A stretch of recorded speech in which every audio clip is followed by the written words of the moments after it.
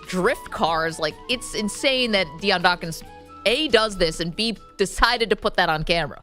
I am baffled by how he got away with this.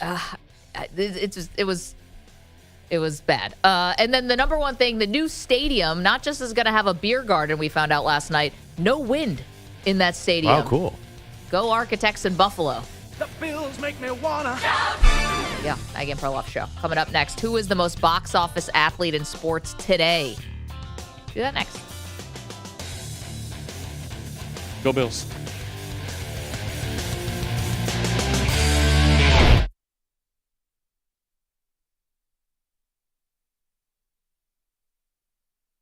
You're in a 5-minute break.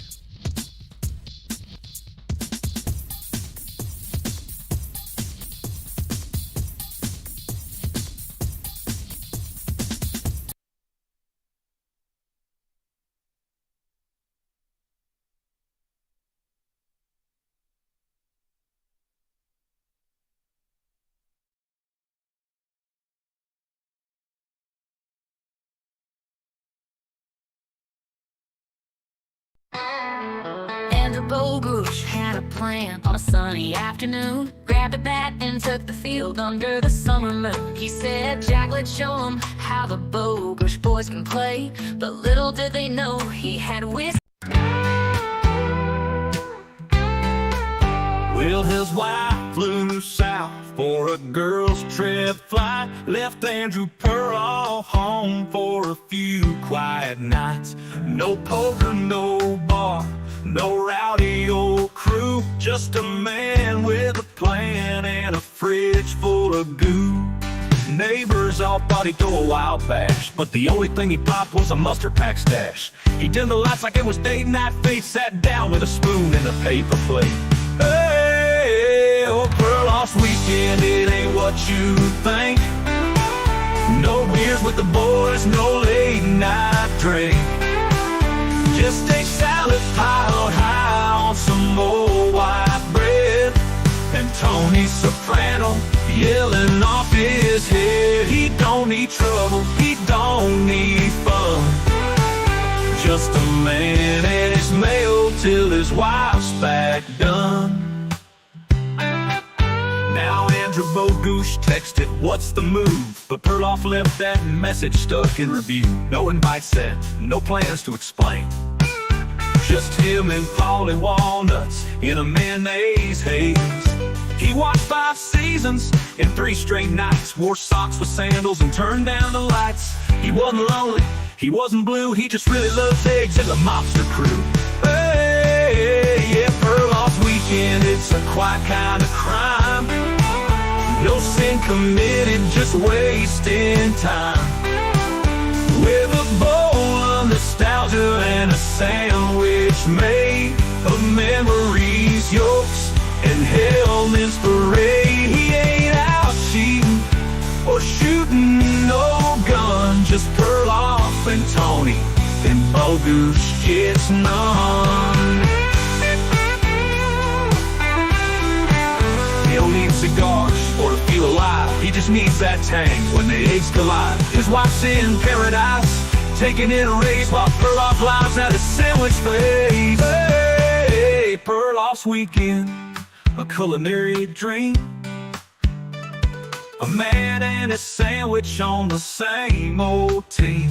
While most seek thrill or chase the sun, he finds peace in season 6 and a soft Kaiser bun. So don't knock his joy, don't call it dumb. It's egg salad and Tony till his queen comes home.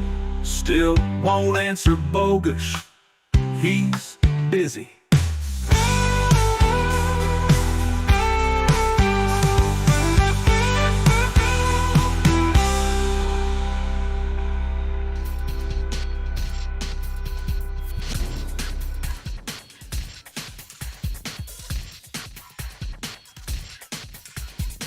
One minute remaining.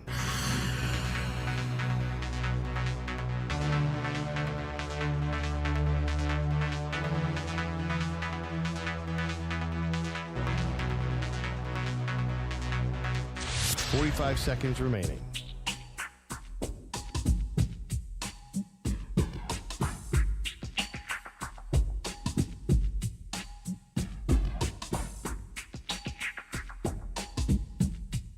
30 seconds remaining.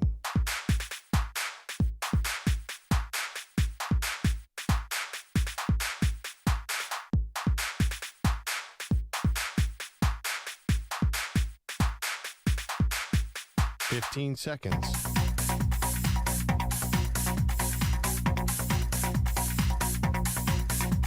Break ends in 5 seconds.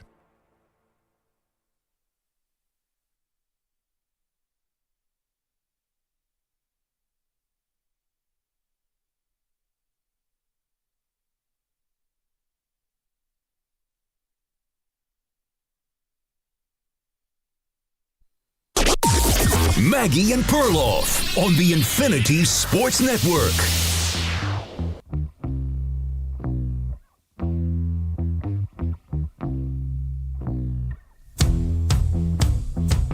Well, how about this? All of a sudden, Shedeur Sanders is going to be QB1, at least for a preseason game. Welcome to the show, Maggie Gray, Andrew Perloff. He was buried on the depth chart, Pearl. Yeah. QB4, but because Joe Flacco is a veteran and because everyone else in the quarterback room is banged up, now Shedeur Sanders gets the nod for the Carolina Panthers Cleveland Browns preseason game. No, the universe was not going to let the Browns off the hook and bury Shedeur Sanders at four-string quarterback.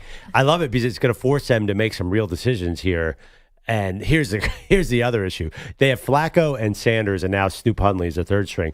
How do we know someone else is going to get hurt? Maybe they have to sign another veteran. Maybe, I don't know, Bailey Zappi's going to be the week one starter. The way they're going, everybody's hamstring is hurt. Flacco's 40. Shedeur, has not thrown to Jerry Jeudy yet, and he's starting the first preseason game. The whole thing is chaotic. It is, and to me, this has always weirdly been loaded against Shedeur, this quarterback battle. You know, they never gave him first-team reps. Now they're forced to because of all these injuries.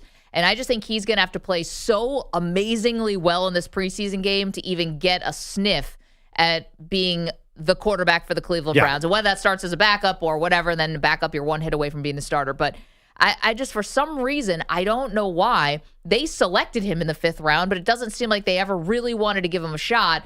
And I don't think he's your average 5th-round quarterback. I don't think watching him play last year, to me, didn't look like a 5th-round talent. Okay, but even if he was a 3rd-round talent, he probably shouldn't be starting week 1. Dylan Gabriel got drafted in the 3rd round. He should not be starting week 1 either.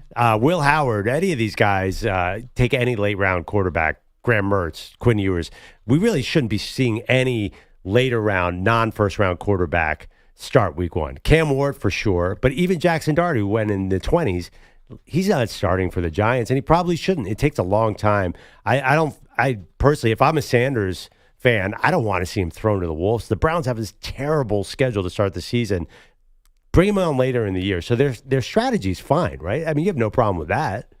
No, I just don't love how this quarterback competition was always going down. But again, now he really has a moment. And if he can take advantage of this, then it's going to almost force the Browns to have to take him seriously. And I think the reason why is because the owner, Jimmy Haslam, who I always have thought had a hand in drafting Shedeur in the 5th round, if he watches Shedeur play well, sees the attention it's going to bring to the team, I think that's what makes Shedeur a real contender. But he's going to, for the job, but he's really going to have to play well. I mean, yeah, I know what you're saying, but the reality is it's probably not best for him to start week 1. That would be probably the worst thing that could happen to any rookie quarterback who's not, A, they're not ready, and B, the team is not ready. And I'm looking at the schedule. They have Brian Flores and the Vikings coming on. Can you imagine that blitz package? No offense to the Big 12 or anything, but he never saw anything like that at Colorado. We have a poll question up for you. Can Shedeur Sanders win the Browns QB1 job? Right now, 62% of you are saying no. You can go vote at Maggie and Pearl. Hey, it's Wednesday. It's been a while. Let's bring back the great debate.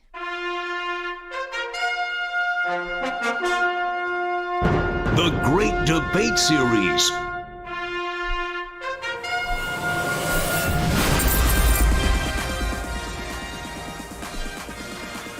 All right, it feels good. Haven't done this in a minute.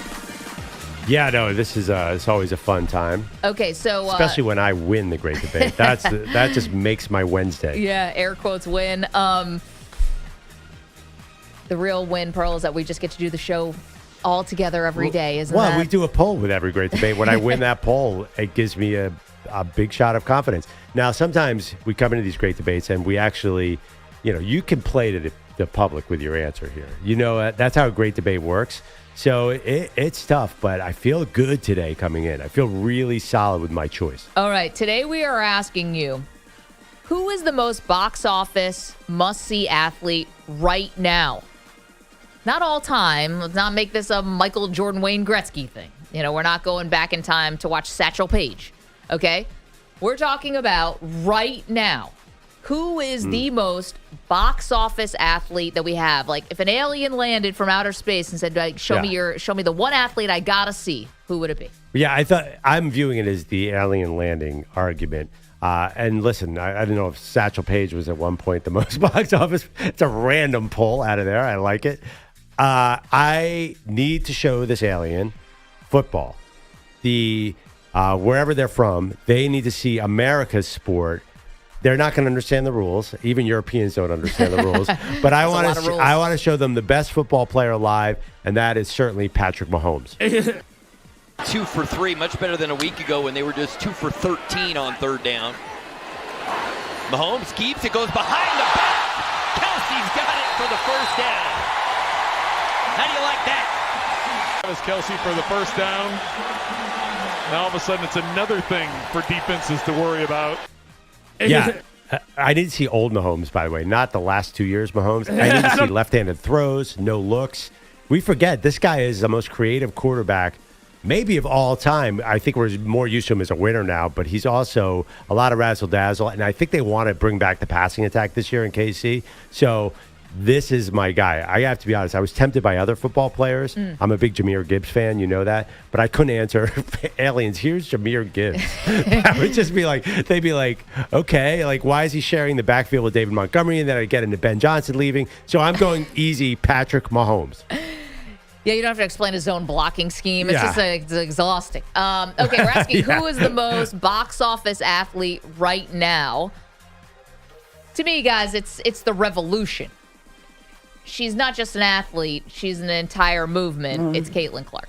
Caitlin again. She's calling for the ball from Cunningham. Clark, another long three. She's back. Okay.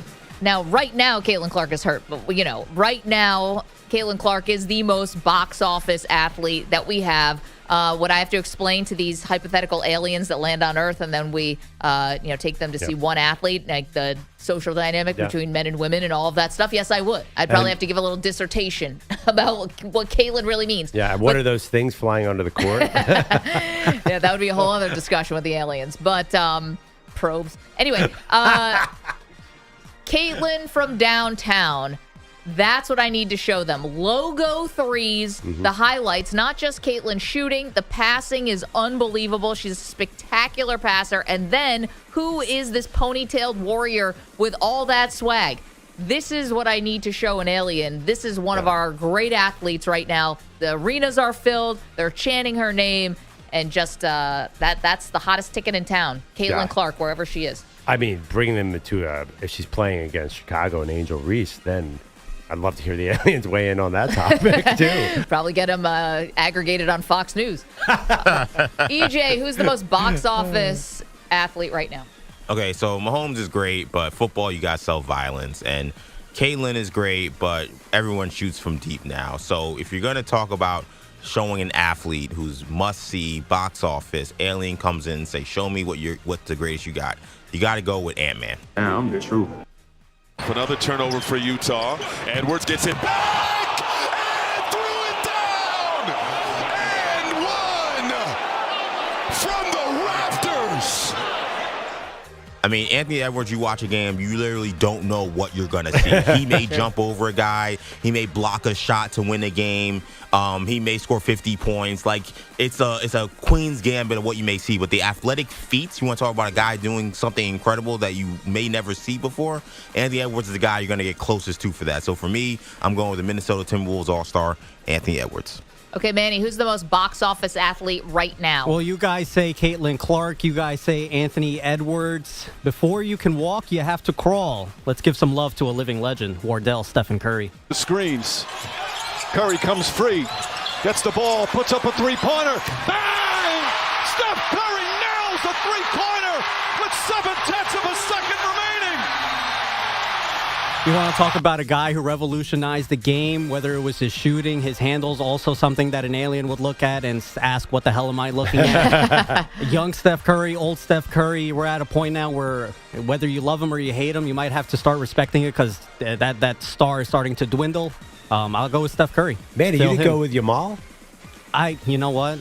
I didn't think that would hit the national audience. You're trying to win the poll. Had we been talking to the European audience, that would have been that was actually the first name that came to mind. But I realized I was talking to Americans. Well, the one thing about phenom Curry, soccer star. Yeah, Curry's old. Like a lot of the guys that you would choose are just aging out, like Messi, Ronaldo, LeBron, Steph Curry. Like you don't want to show an alien a 38-year-old, do you? But you got to show them how did this sport get to the level that it's at. Yeah, Steph Curry. They don't want to diminish LeBron James. They're like, well, he's not that good. I'm like, you should have seen him 10 years ago. The aliens won't understand.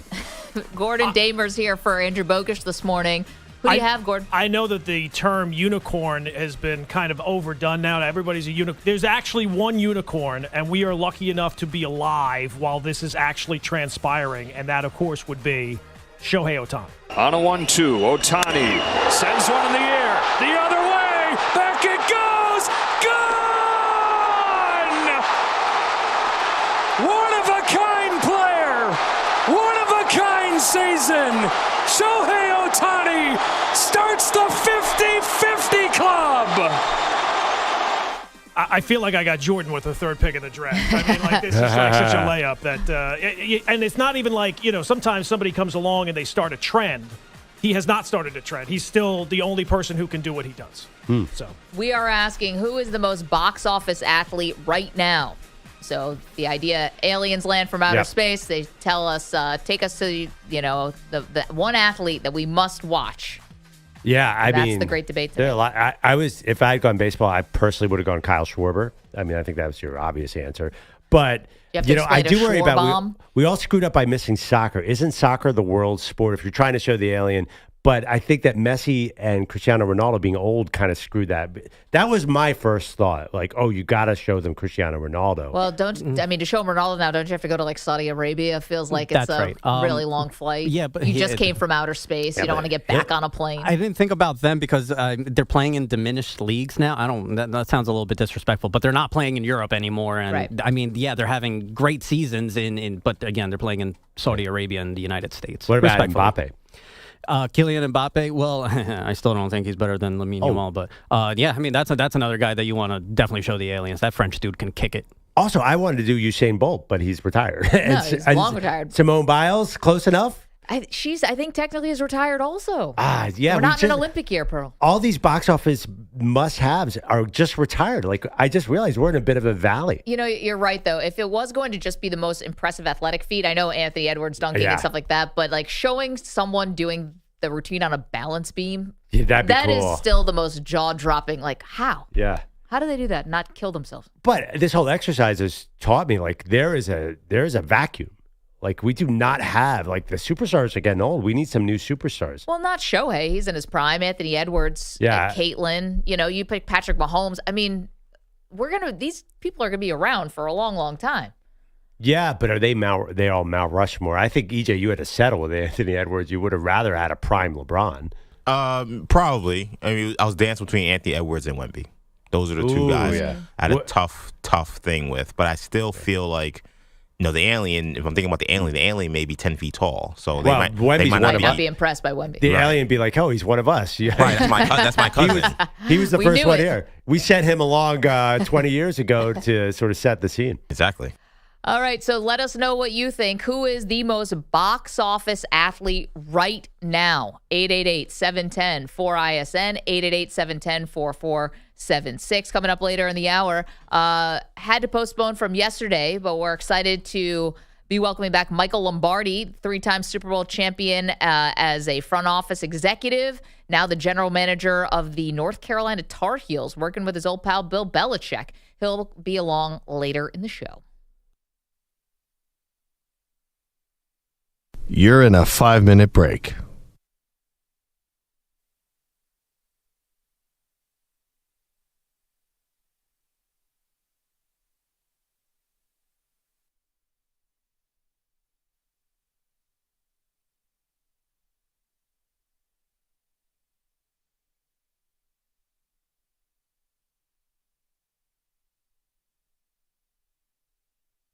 4 minutes, 30 seconds remaining.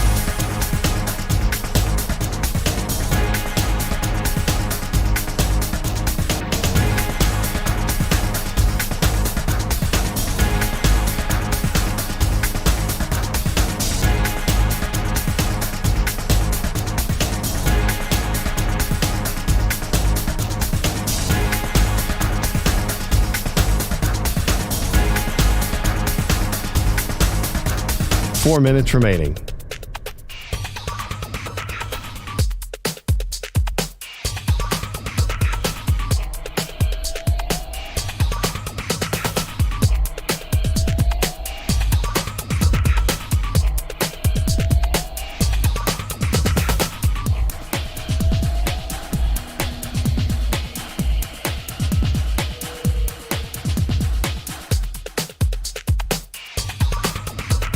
Three minutes, 30 seconds remaining.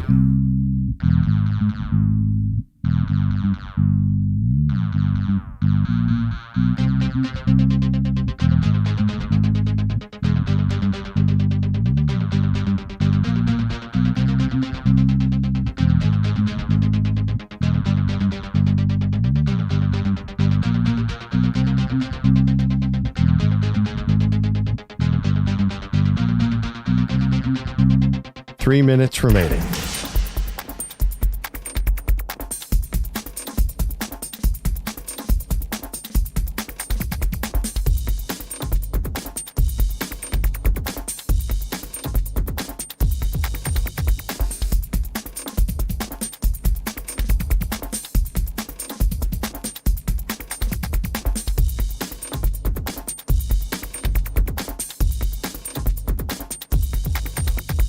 Two minutes, 30 seconds remaining.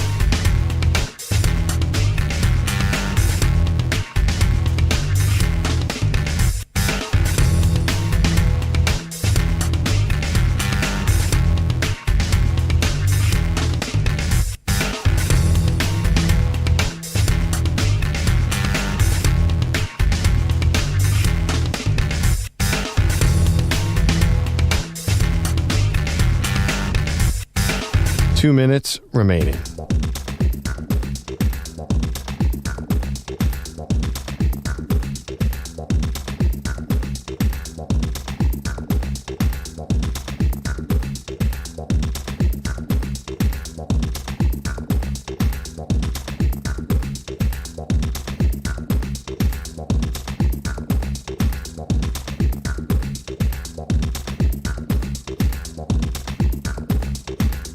One minute, 30 seconds remaining.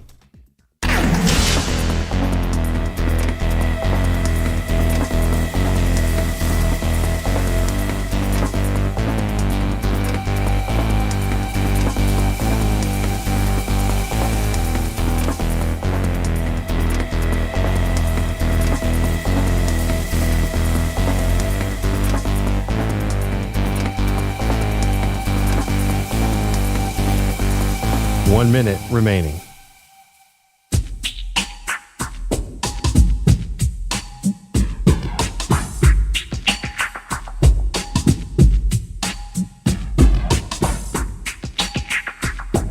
Forty-five seconds remaining.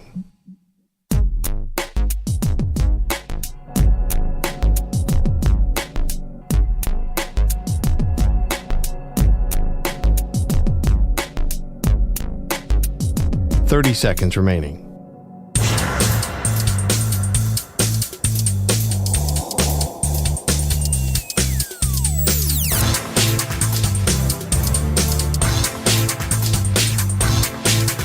Fifteen seconds.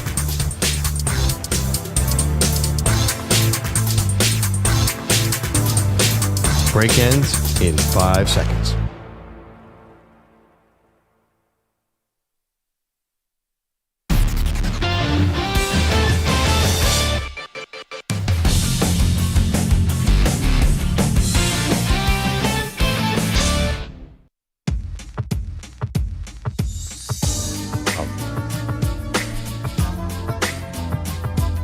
Welcome back, Maggie and Perloff show. So there was a lot of news yesterday in the NFL, but one story I thought got a little buried. The NFL has a new drug policy, and it's not about marijuana.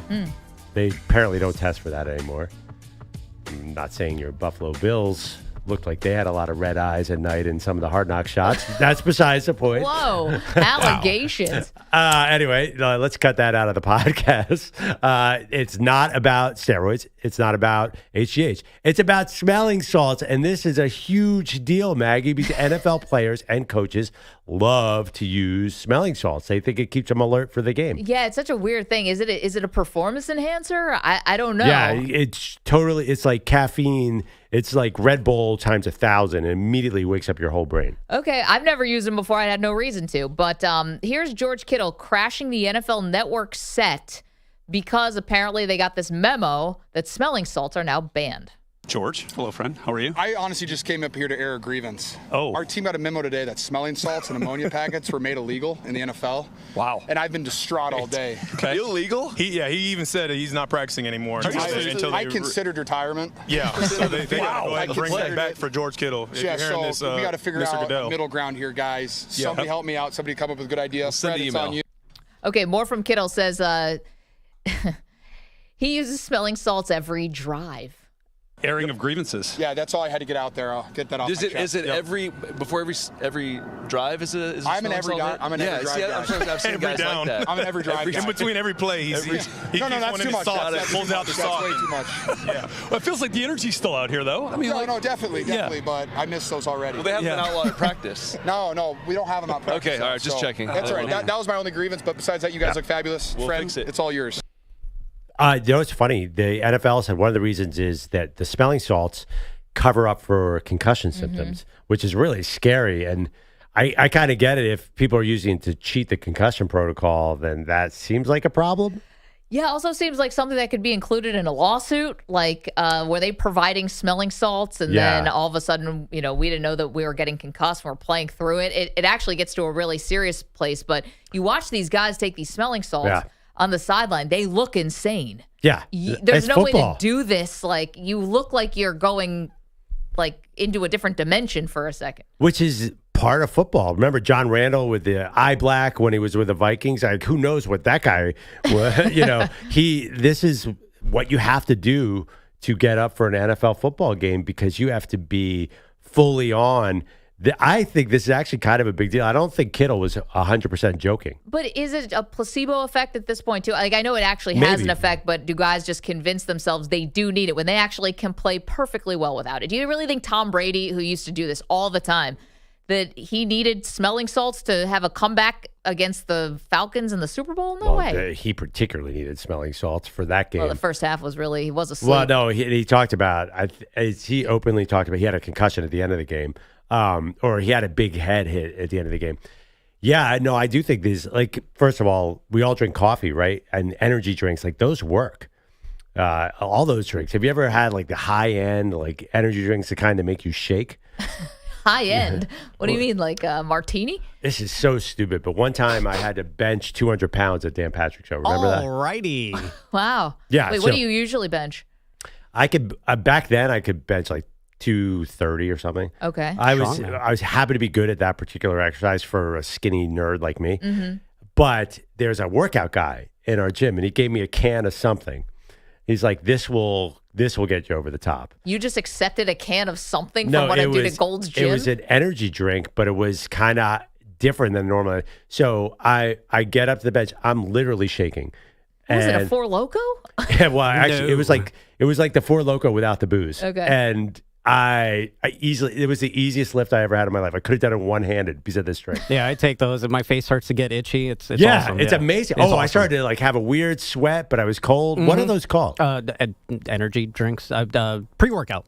Wait, why was your they're face more than just itching? Monster Energy. They're even a little more than Monster Because Energy. of all the caffeine that's starting to infiltrate your body, it starts to basically panic a little bit, and you just get a better lift in, bro. Oh, that's fun. Yeah, that sounds really safe. Yeah, you want to try it? I'll bring some. I mean, the Monster Energy thing is well explored. These are massive amounts of caffeine and other stuff too. The other stuff's really interesting. So now they're gonna have to switch to that because the players will find a way to motivate. Oh, what Manny takes? Yeah, no, there's more than just caffeine. It's Yeah, there's guava or something. I don't even know. The one that I have has deer antler spray, which was actually something that Ray Lewis got popped with. I was at that Super Bowl. Yeah, I was in fun. that press conference. I think it's the deer antler spray that makes you shake, gets you the itches. It's awesome. That's when you know the good stuff's hitting the main artery. No, I mean you gotta before the game down 3 cans of that, and then you gotta sniff smelling salts. Otherwise, like, are you even trying? That's what I'm saying. Man. Chew on a deer antler. Greg Kittle, man, him with these smelling salts is like me with my Zins, man. I gotta have one every hour. I know we've been meaning to talk to you about that. Let's get to Gordon just Damer. nicotine. Let's get to Gordon Damer, who's got headlines for us. Not even when George Costanza was intentionally trying to get fired by the Yankees would he suggested bringing in Devin Williams into a scoreless game in the 8th inning, but that's exactly what Aaron Boone did last night. And, you know, John Sterling used to say, you can't predict baseball. Last night you actually could. Pitch, swing, and a miss struck him out, and the Yankees skid continues. Texas wins 2-0. Yankees have lost their last 5 games. Yeah, Yankees. You know you can't predict baseball. Well, sometimes you can. The Yankees offense, AWOL, Rangers win it 2-0. That's the call on the Fan. Yankees have now lost 5 straight and 18 of 29, or are 18 and 29 since June 13th. So the calls for Aaron Boone's job, among other things, are growing louder. I remain confident in this group, but, you know, we continue to say that, and we got to start making it happen.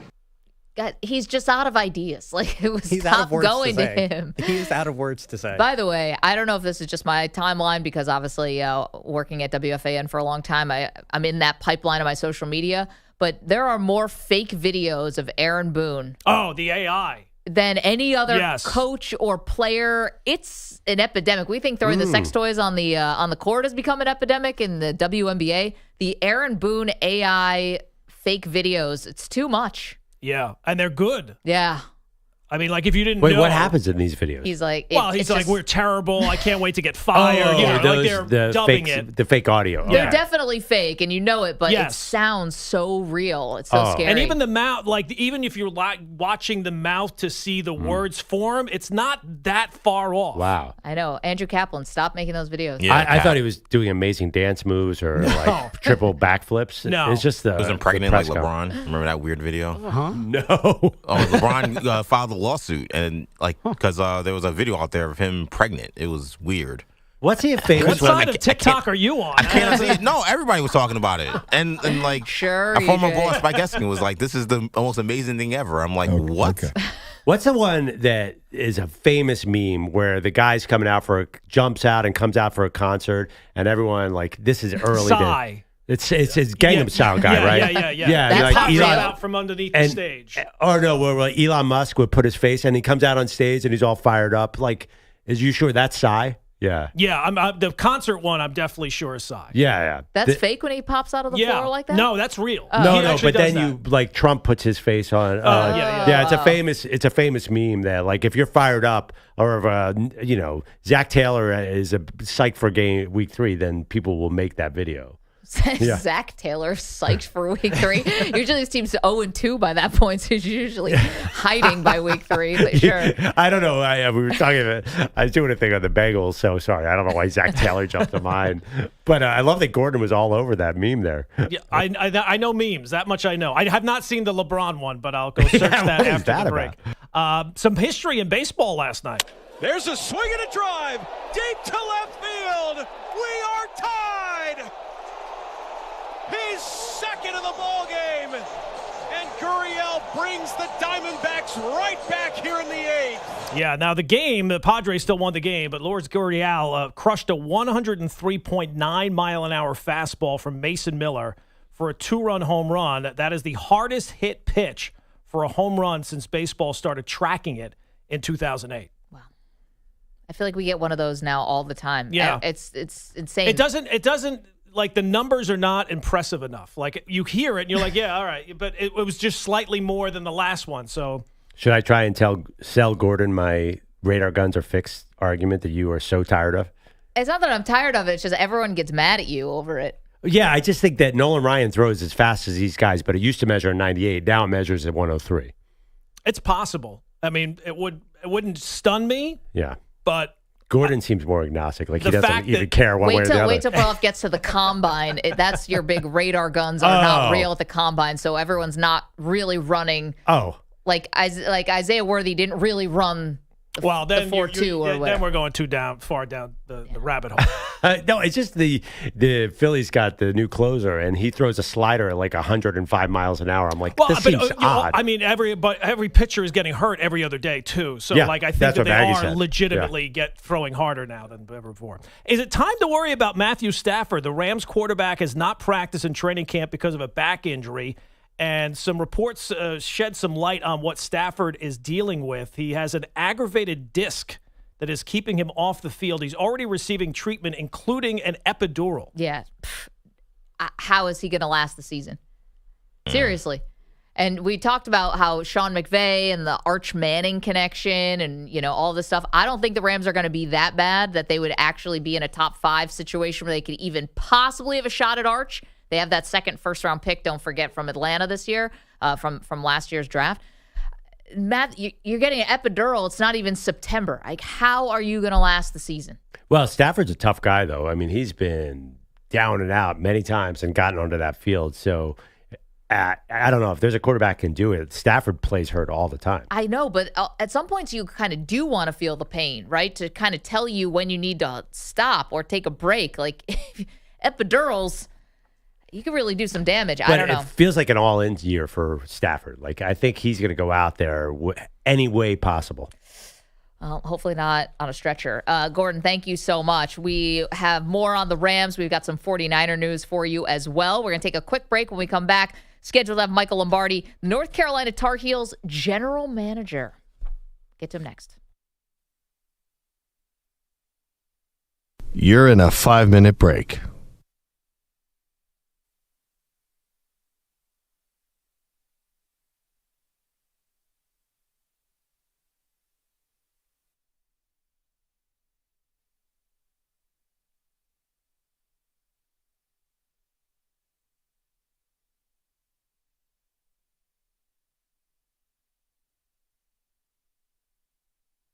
Four minutes, 30 seconds remaining.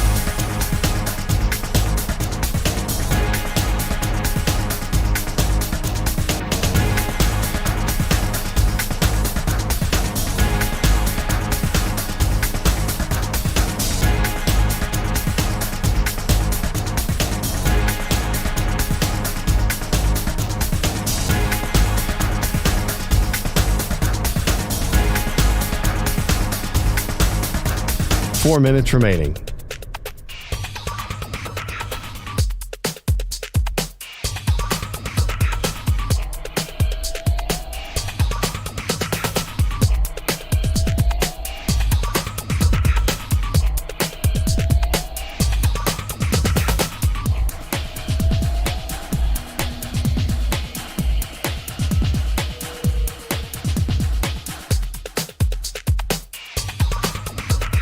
Three minutes, 30 seconds remaining.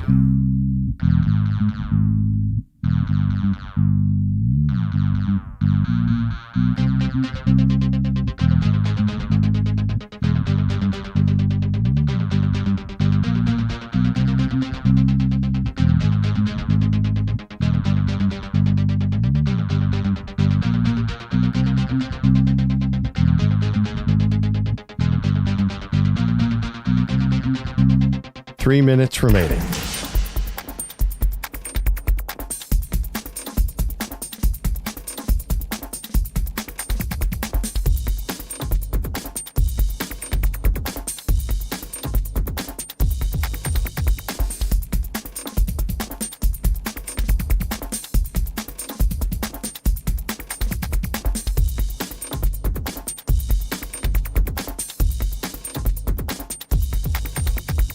Two minutes, 30 seconds remaining.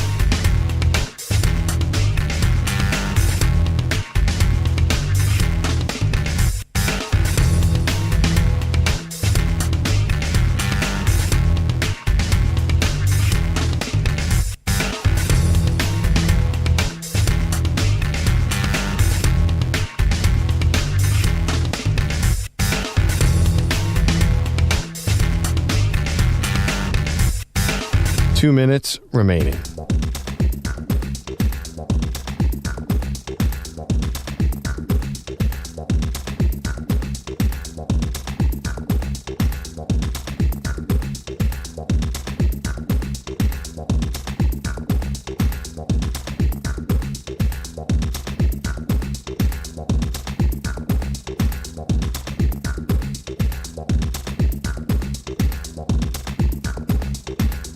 1 minute, 30 seconds remaining.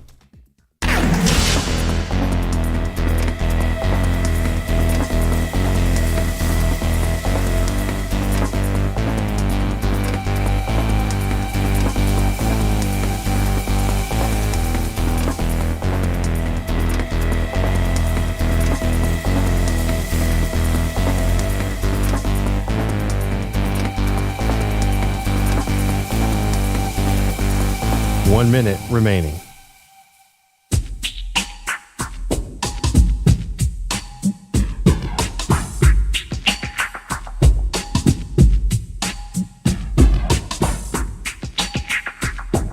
$45 seconds remaining.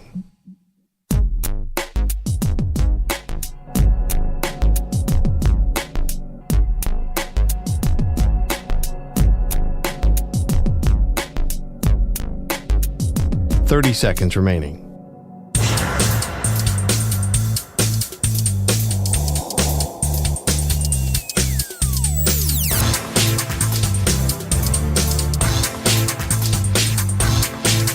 $15 seconds.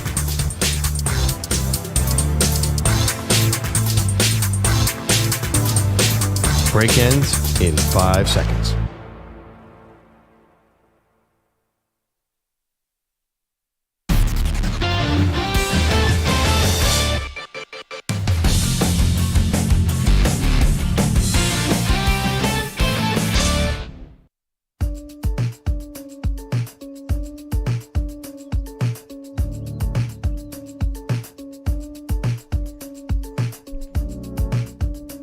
Welcome back to Maggie Perloff Show. So glad to have you. So much to get to, including Nick Saban doing an interview recently. And, he was asked to pick who he thinks is, a standout team in the SEC. Pearl. He went pretty chalk on that. Texas, Georgia, LSU, Alabama. Kind of picked the top dogs there. But then he was asked about the college football playoff. And Saban had an interesting answer, which is, if the committee, whoever's picking the college football playoff members, right, whoever's going to participate, if they are not focused on strength of schedule and instead just looking at the loss column, well, that's going to be a huge disadvantage for the SEC, which is something that you've been saying as well. Yeah, I mean, Nick Saban and several other people have been lobbying consider strength of schedule more next year. As soon as that ranking came out, the final 12 came out last year, the SEC started immediately saying this is unfair. You're not counting how hard it is to go on the road in the SEC. Right. And then I remember your counterpoint was like, if you can't win in Vanderbilt, do you really belong in the playoff? I did say that. No disrespect, Vanderbilt. But I'll just say this as I continue to understand what Nick Saban's talking about. And I do understand that the SEC traditionally has been the toughest top to bottom. I absolutely get that. But if you are only going to go by strength of schedule and not look at the loss column at all, then why even play the game? Because all that's going to matter now is what conference you play in and who you play. The result will not matter, right? You'd just be going off the rankings. No, that's like too far. How deep does this go? If you're 8-5 now because you have 5 losses, but because you're in the SEC and you played a hard schedule, you deserve to get in over a team that went 12-0? Who did first of all, you're going too far. I understand what you're saying, but who did Indiana beat that wildly impressed you last year? I'm looking at their schedule, like nobody. Yes. So what happens? Understand. They happen to draw a bottom feeder Big Ten schedule, and of course they didn't win in the playoff because they probably didn't belong there. I mean, that's just a reality of the situation. No doubt. And I think we have to do a better job of getting more balance. I think they're trying to fix the seeding issue as well. But there are also times when you are going to get the air quotes easy schedule in the SEC also, right? Where you are not going to be playing every single one of the top teams in the league. That's just what happens when these leagues are that big. Well, you could do a metric. Who is producing the most NFL players? I would assume that means you have more talent, and the SEC is still head and shoulders above everybody else. I think 15 out of the 32 picks last year were out of the SEC. So, and the Big Ten's not far behind, by the way, to be fair. So I think that you could look at it and be like, they really are the best players, probably the highest paid coaches. They have a great argument to say we should really dominate this 12-team playoff. There's a reason they're saying this, because they have a case. Because you look at the coaches poll, And you know how it's going to work. For example, the ACC schools on here, Miami's 10 and SMU 16. You know they're going to get a lot of easy wins in the ACC, and then they're going to storm up these rankings because I think the way the rankings go, you go to put too much into wins and losses. I know, but then you're just playing everything out on paper. You're not giving an opportunity like, Arizona State was 4th and 23 away from upsetting Texas. Like if that changes. They were the 4 seed, though. Weren't they? Well, yeah, but in new seeding, they probably wouldn't be, right? Because I don't know about the conference champions getting that high. But, like, you're leaving then no possibility for any kind of, hey, you had an amazing season. You deserve to get into this tournament and then let the chips go where they may. But Indiana did get to play an elite team in Ohio State and lost 38-15. Yep. So, yeah, I mean, you're not saying if you're undefeated, you're not going to get in. They're basically saying if you have a choice between last year was Ole Miss, South Carolina, Alabama were on the outside looking in. They have a great argument that we should have been in some of those other teams. We would have been more competitive. And I think we all kind of know that. Yeah, I guess, like, if you're a Florida State fan, though, listening to us, you're like, we did go undefeated and still got left out of what was a 4-team playoff, right? And so you can't ignore what happened, though. Jordan Travis got hurt. I get it, but they still it's not a 1 versus 11 out there, right? And they should have had the opportunity, but instead, who got the opportunity? Alabama, because they are that SEC school and because there already is a lot of respect given to the SEC, And I understand what Coach Saban is saying about you have to consider strength of schedule, and I'm right there with him. But I think if you are just completely ignoring the loss column, then that's also a mistake. So to have 4 losses, like how far do they want this to go? You have 4 losses in the SEC, you still get in over an ACC school that's got 1 loss? 4 losses in conference would probably, but that's not what they're saying. Who's making this arbitrary? Who's saying what? Like if it's a hard strength of schedule, then I think Coach Saban would say, listen, we had to go. If you have to go on the road and play Georgia, LSU at home, and Texas A&M on the road at night, and then we deserve a benefit of the doubt. You know who's making this decision? Common sense. I mean, people understand what's actually happening here. It's not like you have to, like, oh well, they're 500 in the SEC. They're 7-6. Let's put them in over the second team in the ACC. Come on, I know committees aren't perfect, but they're not idiots. They can figure this out. 888-710-4ISN, 888-710-4476. EJ, I know this drives you absolutely bonkers. It does, because I just feel like at the end of the day, they are considering strength of schedule because Alabama had 9 wins, Miami had 10 wins. Who's ranked higher in the college football playoff? Alabama, because they looked at the schedule and they said, well, this team, even though Miami has more wins, they have better wins and they have a better schedule, so we're going to do that.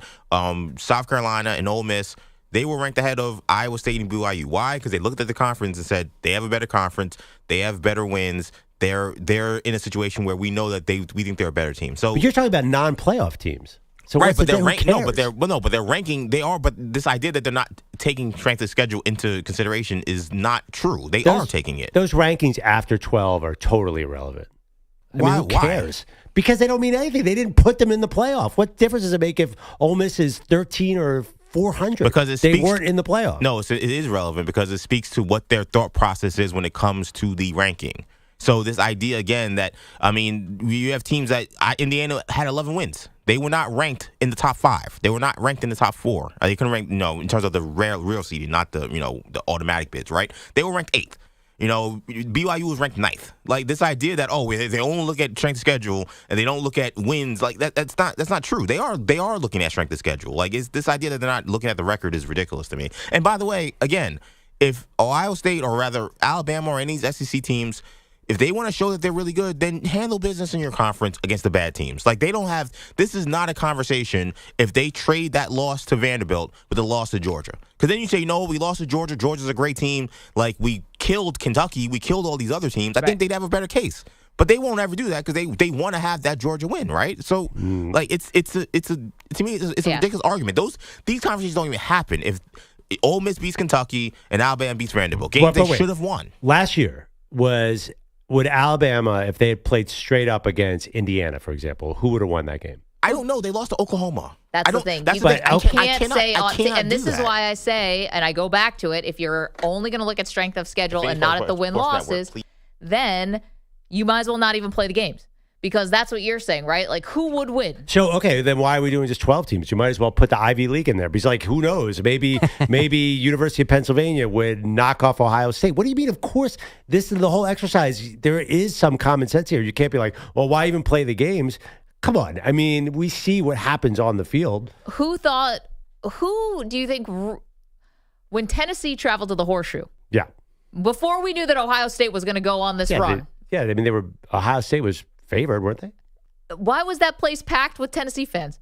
Why did all the Ohio State people They're sell mad their because tickets? they lost to Michigan. But still, what was the spread? No one expected. I think people believe that was going to be an SEC school going into a Big Ten school and thumping them. Oh, this is anti. This is what I'm saying. Like, you just can't assume that the SEC school is going to win.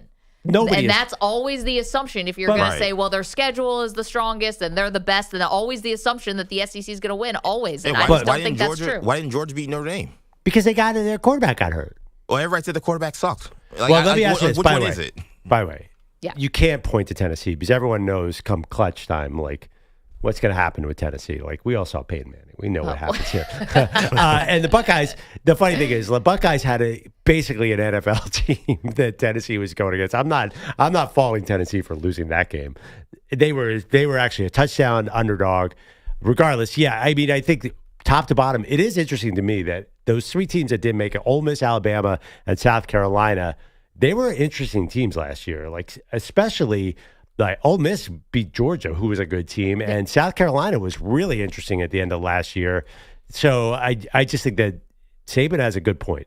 We'll see. This year, again, the SEC is low. Look at the quarterbacks in the SEC compared to any other conference. These are superstars up and down the line. 888-710-4ISN, 888-710-4476. Okay, lots more to do. Can I update a poll question for you, please? We brought back the great debate today earlier on in this hour, something we do on Wednesdays, but we put it aside to do our best nicknames and sports bracket. I know who's winning this, I'll bet. Okay, so we asked you, the question was, who is the most box office athlete right now? The person who is must see. We kind of said if an alien landed on Earth and said, hey, take me to see the one person, who would it be? Yeah, and of all the choices, I know who the winner is. Okay, well, we went around. Your Patrick choice. Mahomes. Patrick Mahomes. I said Caitlin Clark. Manny said Steph Curry. EJ said Anthony Edwards. And Gordon Damer's in for Bogus today said Shohei Ohtani. Let me predict. Caitlin Clark's winning, Shohei's second. Flipped. Shohei is winning. Caitlin is second. Oh, wow. And basically, Patrick Mahomes and Steph Curry are battling it out for the scraps. Well, listen, if you're going to show an alien a sport, do you really want to take them to baseball? Like, is that it's 2025. Let's show them the more popular sport. That's my argument. I think baseball's the perfect sport. It's really sped up now. That's better for alien, attention span. I'm assuming they're so far in the future and so much more evolved than us that their brains are working faster. You're going to explain the new rules about when you can use a bullpen person. Yeah, and there's a lot going on. Yeah. You have to explain BABIP.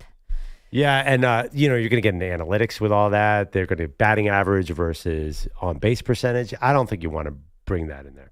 Let's go to Jeff, who's in California. You can go vote at Maggie and Pearl. Who is the most box office athlete right now? Jeff, you want to talk about college football. Nick Saban saying strength of schedule has to be more factored into the college football playoff because SEC schools are getting penalized more for losses and not given enough credit for wins. How are you, Jeff? Hey, good morning. Yeah, I just want to expose the fraud that the media portrays with the SEC, and it's all about money. I'm sure the SEC brings in a ton of money. They're tied in with ESPN. It's all about money. Well, now they are. They never used to. No, it was all CBS for a long time. Check it out. Nick Saban, before the college playoff game with Texas and Arizona State, said, it's like Arizona State's like the kid whistling in the dark. Arizona State won that game. It was completely robbed from them. The spearing penalty, I don't know why that didn't get called. Very controversial. They should have won that game. Yep. They had their best defensive player out the first half for the same penalty against Iowa State for the first half. Perhaps that's the only reason Texas was in that game. Texas, the crown jewel of the SEC. Oh, by the way, who cared about Texas, Oklahoma, and Texas A&M when they were in the Big 12? Now they're in the SEC. Oh, my God, they're these powerhouses overnight. Come on, give me a break. Wow, I don't know. It's a fraud. Oklahoma It's not didn't even fair make to the other coaches poll, dude. conferences. Wait, Oklahoma's They're a powerhouse? overrated. Their strength of schedule, 4 losses in the SEC, and they still get in the playoffs? Give me a break. I mean, come on, guys. We got to acknowledge this. Jeff, thank you for the phone call.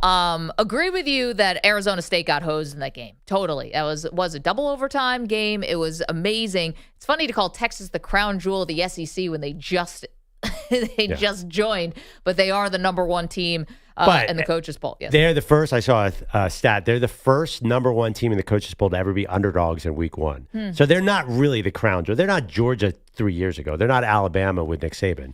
They're the number 1 team, but I do think they're viewed a little differently. Well, Jeff's saying that they got a leg up, right? Last year they were the best team, but SEC, I'll admit, they did have a bit of a down year.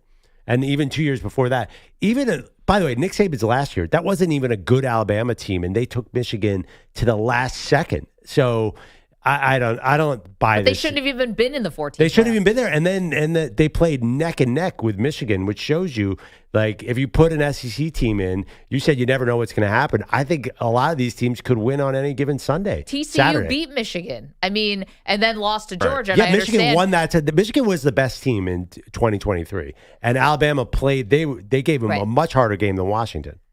And I was saying the year before that when TCU beat Michigan and then they got smoked by Georgia and everyone's like, see, they should have never been here. They beat Michigan, though. Like, it's not like they completely embarrassed themselves. Well, they ran into a team that was all NFL players. You got to let them play the games. That's the thing about this. Is that then let's do a field of 68 then, because why are you guys limiting them just to 12 teams that are in there? Because of their brains.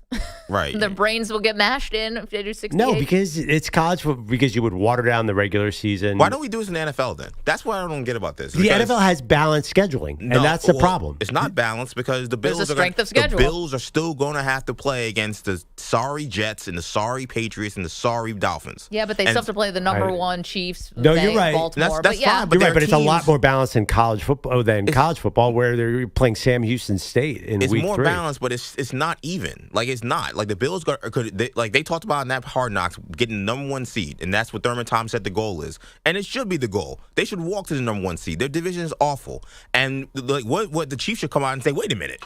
We play in the AFC West. We got to play 2 games against the Chargers, 2 games against the Broncos. Yeah, but even though we have 3 losses and the Bills have 2 losses, how come we're not the number 1 overall seed? We would never accept that. It's ridiculous. But the Chiefs had a 5-year run of super easy games in the AFC West, to be fair. All right, but I mean, just my thing is, pick any team. The Ravens, any team could say, hey, listen, we have a tougher. The Ravens last year had to go on the road in Buffalo, even though they had a much tougher schedule. But it's a formula. It's predetermined 30 years ago. Like, at least it's a formula. College football is a nothing like that. The strength of schedule is so much more even in the NFL. And also, there's no decisions making. It's all 100% of it is by a formula that they agreed on in 2002.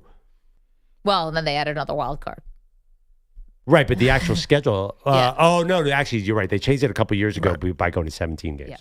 Yeah. Yes, that too, because you have that extra game. But generally, I mean, listen, you can't compare the strength of schedule parity in the NFL to college football, because college football, come on, it's all over the place. Well, of course, and that's why, the NFL, if you get a spread that's more than 4.5 points, it's a huge deal, right? As opposed to college where spreads are 2 touchdowns, stuff like that. But to EJ's point is, you don't look at the win-loss records from the Bills versus the Chiefs and say, you know what, though? The Chiefs really do deserve the number 1 seed, even though the Bills' record is better because X, Y, and Z. Guess what? If the Buccaneers go 14-2, they're going to get the number 1 seed. And no one's going to be like, well, wait a minute. They swept the NFC South. Doesn't matter. Yeah. They get it because that's what it is. And college football is the only thing we do where we point to some arbitrary conference and say, well, we know they're better, so therefore we should just put them in no matter what. Oh, my God. You got it.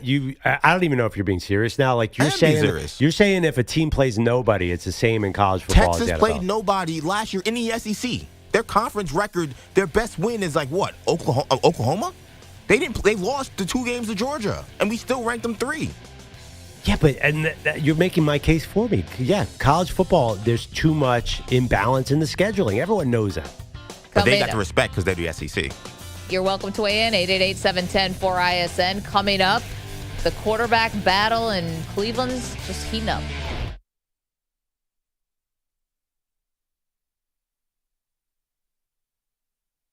You're in a 5-minute break.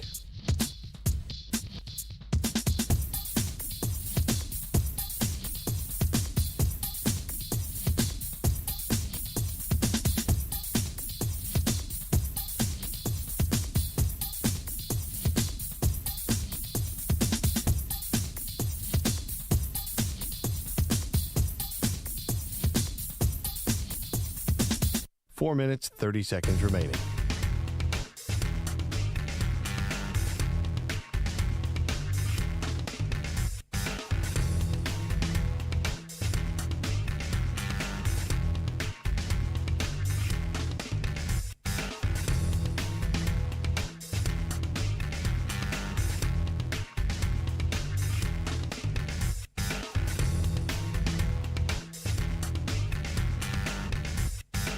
Four minutes remaining.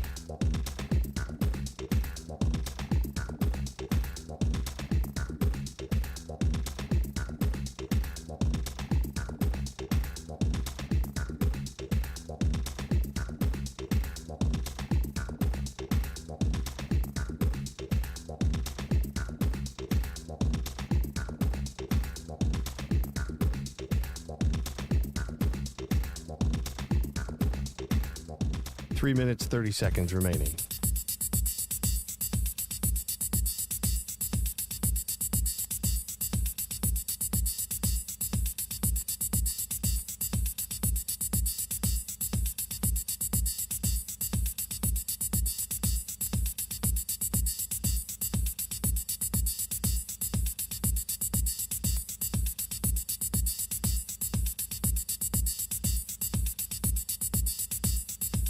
Three minutes remaining.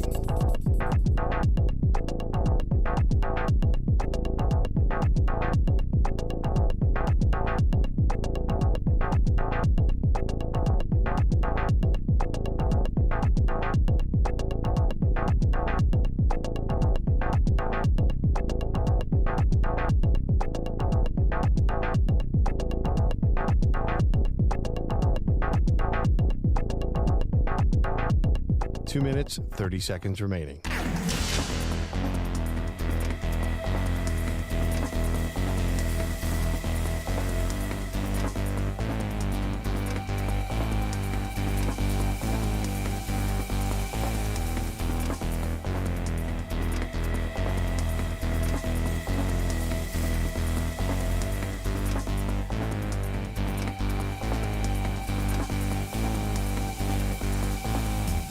Two minutes remaining.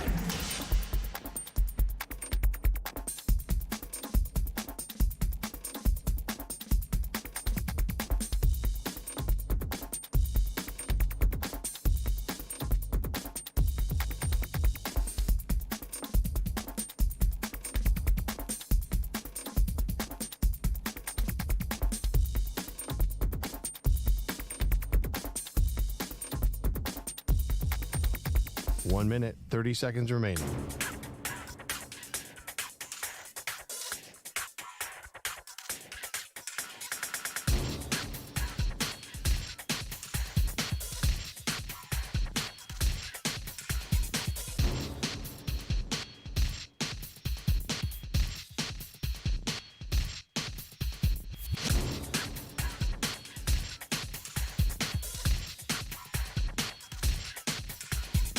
One minute remaining.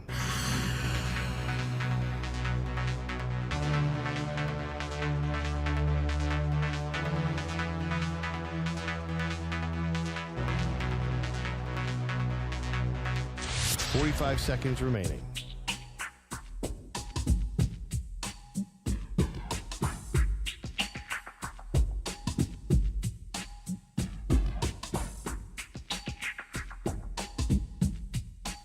Seconds remaining.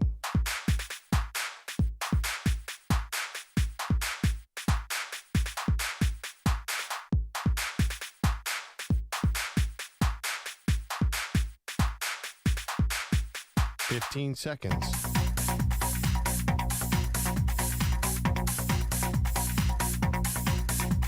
Break ends in 5 seconds.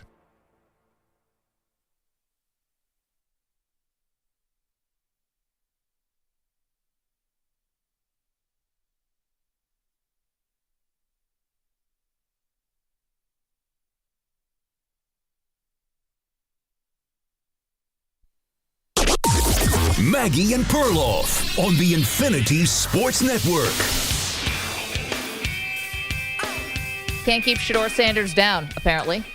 Welcome to the show, Maggie Gray, Andrew Perloff. We're saying that because Shedeur Sanders is going to be starting the Browns' preseason game against the Carolina Panthers. And Pearl, it feels like against all odds. Yeah. Because he was buried on the depth chart just 2 days ago. And now because of injury and because of Joe Flacco's age, now all of a sudden here comes Shedeur getting the call to be QB1. Yeah, I mean, listen, the universe has its own ideas, and it feels like they want Shedeur Sanders to suit up for the Cleveland Browns and play football. Yeah. Because we got the 2 hamstring injuries. When does that ever happen? And Joe Flacco's 40. Who knows what's going to happen to him next? It is totally chaotic. You know, I wonder, Maggie, do you think they regret they've famously not let Shedeur Sanders suit up with the first team? Maybe they will today. But do you think they regret the way they've handled this, keeping him as strictly fourth string, which I think was partly PR, because I don't think they wanted the hype of everybody putting out Twitter clips of Shedeur Sanders throwing to Jerry Jeudy for touchdowns, because then there's public pressure to play the high-profile rookie. Now it just seems like they have no choice. Well, you said the universe has other ideas when you're trying to, dictate whatever the Browns are trying to do. Well, this could end up backfiring them on such a big way, because instead of just giving Shedeur Sanders reps with the first team, throughout the first week and a half or 2 weeks of training camp, now it's like he could do amazing in a preseason game with 50 times the amount of people watching potentially. Yeah. And now you think you have a handle on the story, forget about it. And, what always seemed weird to me about this is I always felt like this competition was like loaded dice against Shedeur. Definitely. Which is so odd, though. Like, why? You decided to take him in the fifth round. Because exactly what you're saying right now. The fact that you're like questioning, why is this fifth round quarterback not getting snaps to the one? You never asked that about any other quarterback. So just the pressure because of that last name, which is the reason he fell to the fifth round. Like, they don't want to bring that on. They just want to keep it as low profile as possible. But again, then don't take him, And yeah, well, too late for that. We didn't understand it at the time. We still don't understand it now. And, in some ways, like at this point, I'm saying Shedeur Sanders has to play so well to actually get considered to just even be the backup, let alone QB1. Like we saw Trey Lance played well in the Hall of Fame game, or name any of these great preseason moments throughout history. Shedeur has to blow them out of the water, because I still think the competition is loaded against him. Definitely. The only person now who will have a say, I think, and get him to be, taken seriously in this quarterback competition is the owner, Jimmy Haslam. If Jimmy Haslam sees him play well and sees the fan and crowd reaction, I think he gets involved. I think he meddles, because I think he meddled with them taking Shedeur in the first place. But Kevin Stefanski will just pull up the schedule and say, "Do you really want him to see the Ravens, the Packers, and then the Vikings?" They have to put Flacco out there against the first part of their schedule is brutally tough. They do not want to. I mean, listen, it wouldn't be fair to put Shedeur out against her. He's never played in the NFL. It would definitely not be fair to put Dylan Gabriel out there. So they're going with a veteran. I still believe that. 888-710-4ISN, 888-710-4476. Can Shedeur Sanders play well enough to actually win the QB1 job in preseason? Okay, this one is a fun one. Perloff, you are such a massive fan of one TV show and one TV show alone. Yes. Well, no, I have 2 TV shows that are. You ever had to fill out a questionnaire, what's your favorite TV show? For a long time, it was this show, The Simpsons. The Simpsons. You talk about The Simpsons more than any other show. What's the second show? Well, it's Always Sunny took over The Simpsons, and now I fill that out. Which, by the way, because the upcoming author, I read his entire. My kids are out of town, and I have to tell you, I read the whole book in one sitting yesterday for the most part. And there are a lot of, and I have a theory about what makes The Simpsons so great. But introduce our guest. So Alan Siegel is a senior staff writer for The Ringer. He's the author of the new book called Stupid TV, Be More Funny: How the Golden Era of The Simpsons Changed Television and America Forever. Alan and I went to college together as well, so that's really fun. Congratulations, Alan, on the book. And, Perloff is actually going to be leaving on vacation after the show for the next couple days. And this is almost like a parting gift to you because you love the show so much. Alan, what inspired you to write about The Simpsons? So I'm 42, so this is like right in my wheelhouse. And The Simpsons sort of became like an American institution, right? It's like on U.S. postage stamps. So it's not really this dangerous thing anymore. But back in the 90s, it was really edgy and, like it was considered sort of transgressive. And I wanted to get into the heart of what made it really revolutionary. And that's like the first 10 years of the show. Like, I'm sure, Perloff, you have theories on this, but it's that first 10-year period that like we quote all the time. Oh, it's unbelievable. I was going to ask you, what is the greatest episode ever? I pulled up a list from 2021 in Variety, and they were all from year 4, actually. And what year are we in now with The Simpsons? Like 35 or something? Right. I think it's like 37, wow. which is insane. Right. So did it peak in that first, say, 8 years or so? Yeah, I think it's sort of like inarguable. Like you can't say that the new episodes are as good as the old ones, but I think the show is a victim of its own success. Like it was so good for the first 10 years that like everything else sort of pales in comparison, which is not even a knock on the new version of the show. It's just not as good as it used to be. And you asked for my favorite episode, and Mr. Plow, I think, is number one just because it's so ridiculous. And a big part of The Simpsons was at the beginning, like to make things that you couldn't make on live action TV. And so for that episode, it basically was like, like Homer and Barney are rival snowplow drivers, and Linda Ronstadt is a guest star, and Adam West from Batman is a guest star. So you couldn't do that on Cheers or Family Matters, and you could do it on The Simpsons. It's number 3 on the Variety list. Also, a great little. It was a jingle. It's like do do do. It's Mr. Plow. The 2 is Monorail, which everyone knows. Yeah, Monorail, and number 1 on this particular list for Variety's Homer at the Bat, which is also super iconic when all our favorite baseball players get into The Simpsons. Yeah. So Alan Siegel's written a book about The Simpsons. We're talking about it because we love the show. And so the crossover with athletes and sports, were the Simpsons writers like huge sports fans, or, what was the genesis there? First of all, they were huge football like bettors. So Sam Simon was an executive producer of the show, is like this genius. And he had this ridiculous like football pool on Sundays, and they spent a lot of money, and this is just like a sign of what things were like. So Sam Simon had a satellite dish in like 1991, so he brought all the writers to watch all the games. I mean, I'm really dating myself with this story, but they were huge into sports, and that helped them make things like Lisa the Greek, which is an episode where Lisa knows how to pick NFL winners, and which is crazy. There's like a character named like a Jimmy the Greek type character who they say is like, he's right 52% of the time. And, Homer at the Bat, which again has 9 baseball players, which is crazy now because the idea of having sort of baseball players as guest stars on a major TV show just sounds crazy. Like who could they pick 9 Major League Baseball players that people would know?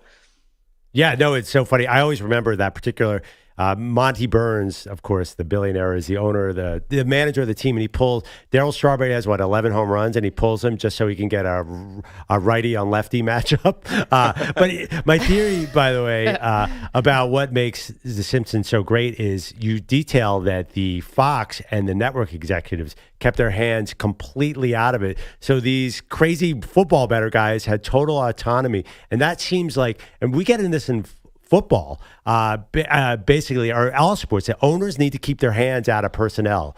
We talk about that a lot with Woody Johnson and the Jets and Jerry Jones of the Cowboys. It feels like the management kept their hands out of the creative process, and that helped it very much. Yeah, and it's sort of a misunderstood part of the show, which, again, is the no notes rule. So like creative execs could not, as you said, like weigh in. But really, the writers said that what made that a good thing was that they just didn't have to waste their time addressing sort of any concern. It could be good, it could be bad, but the same thing probably goes for sports, right? Like they just don't want to be dealing with the owner or like anyone else sort of weighing in. They just have more time to make the personnel moves that they want. Like even if they were good suggestions, it's like too many cooks in the kitchen, and The Simpsons like didn't suffer from that. Alan Siegel is our guest. Just a few more minutes. He wrote a book called Stupid TV, Be More Funny, How the Golden Era of The Simpsons Changed Television in America Forever. And you mentioned, Alan, that it was kind of subversive when it first started. As we were kids, I kind of just watched it as a cartoon that was on, around football. And the smarter I got, the funnier the show got, as you get older. But since The Simpsons, we've had South Park, we've had Family Guy, this genre of like adult Swim, like adult cartoons, and how they use that to make social commentary and all of that stuff. When you say, how did The Simpsons change America? How did they change America, in your opinion? So you nailed it. Without The Simpsons, there would be absolutely no adult animated shows. Like back then, it was considered for hacks. Like it was My Little Pony and He-Man, and they sold breakfast cereal and toys, and that's it. But like beyond that, like I think, it gave us kind of a worldview, which is like a really kind of nebulous thing to talk about. But like the thing, like it's in my DNA. I quote it. I don't even know I'm quoting it. There was a writer that said something basically like that their worldview is like that the world is a miserable, punishing place, but it's worth living. And I think like that's a good attitude that The Simpsons sort of gave me, which is like, yeah, things suck, but you like can't give up. And I think it's like a good attitude to have. Alan, this was a long time ago. It was the 90s, and then we had Seinfeld in the 90s and Cheers. It doesn't feel like we're in a golden era of sitcoms. My two personals are It's Always Sunny's in year 17. It's Always Sunny in Philadelphia, so that's going away. What We Do in the Shadows was my second favorite. That's going away. Are kids growing up with sitcoms anymore? Do they even really make a difference like The Simpsons? Is there another Simpsons ever coming down the road in today's media market? I just think things are too fractured. Like even a show like a Game of Thrones or Succession or whatever, or White Lotus, things we talk about a lot have such a fraction of the audience of something like The Simpsons. So I just don't think you can replicate that again. I talk about how The Simpsons influenced the show like 30 Rock, which is sort of like a live action Simpsons. There are a ton of jokes. It's very dense in that way, but that show premiered like 20 years ago. So I don't see it happening anymore. Some of the numbers, by the way, you said an episode they came against the Cosby Show. The Cosby Show got 39 million, and The Simpsons got 36 or something. Those are Dallas Cowboys NFC title numbers. Yeah. Like, do those numbers exist for anything besides football anymore? I think it's like that and like procedurals like CSI or like shows that we wouldn't even realize like are watched by the entire country. The Simpsons there was an episode that was the highest rated show on Fox in the history of the network until an NFL playoff game beat it, which again sort of shows how far Fox came by the mid-90s. Alan, congratulations on the book. If you are a Simpsons fan, this is a must. It's Stupid TV, Be More Funny, How the Golden Era of The Simpsons Changed Television and America Forever. As Simpsons fans, this was a delight. Great to see you, and thank you so much. Congrats on the book. Thanks for having me, guys. Appreciate that. Just as a PS for people who have been listening to the Maggie Perloff show for a while, we did a bracket of the greatest sitcoms of all time. The Simpsons, of course, was a 1 seed. EJ is telling me that it lost to the Elite Eight. In the Elite Eight. Do you remember who The Simpsons lost to in the Elite Eight? Cheers, I'm guessing. Caddyshack 2.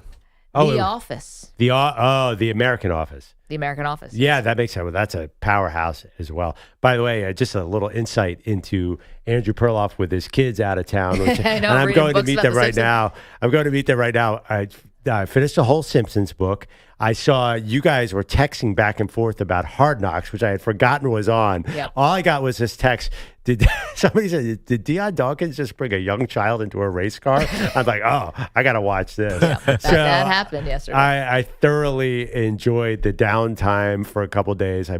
Gosh, EJ and Manny, like without kids, like you guys must read 100 books a day and watch thousands of movies.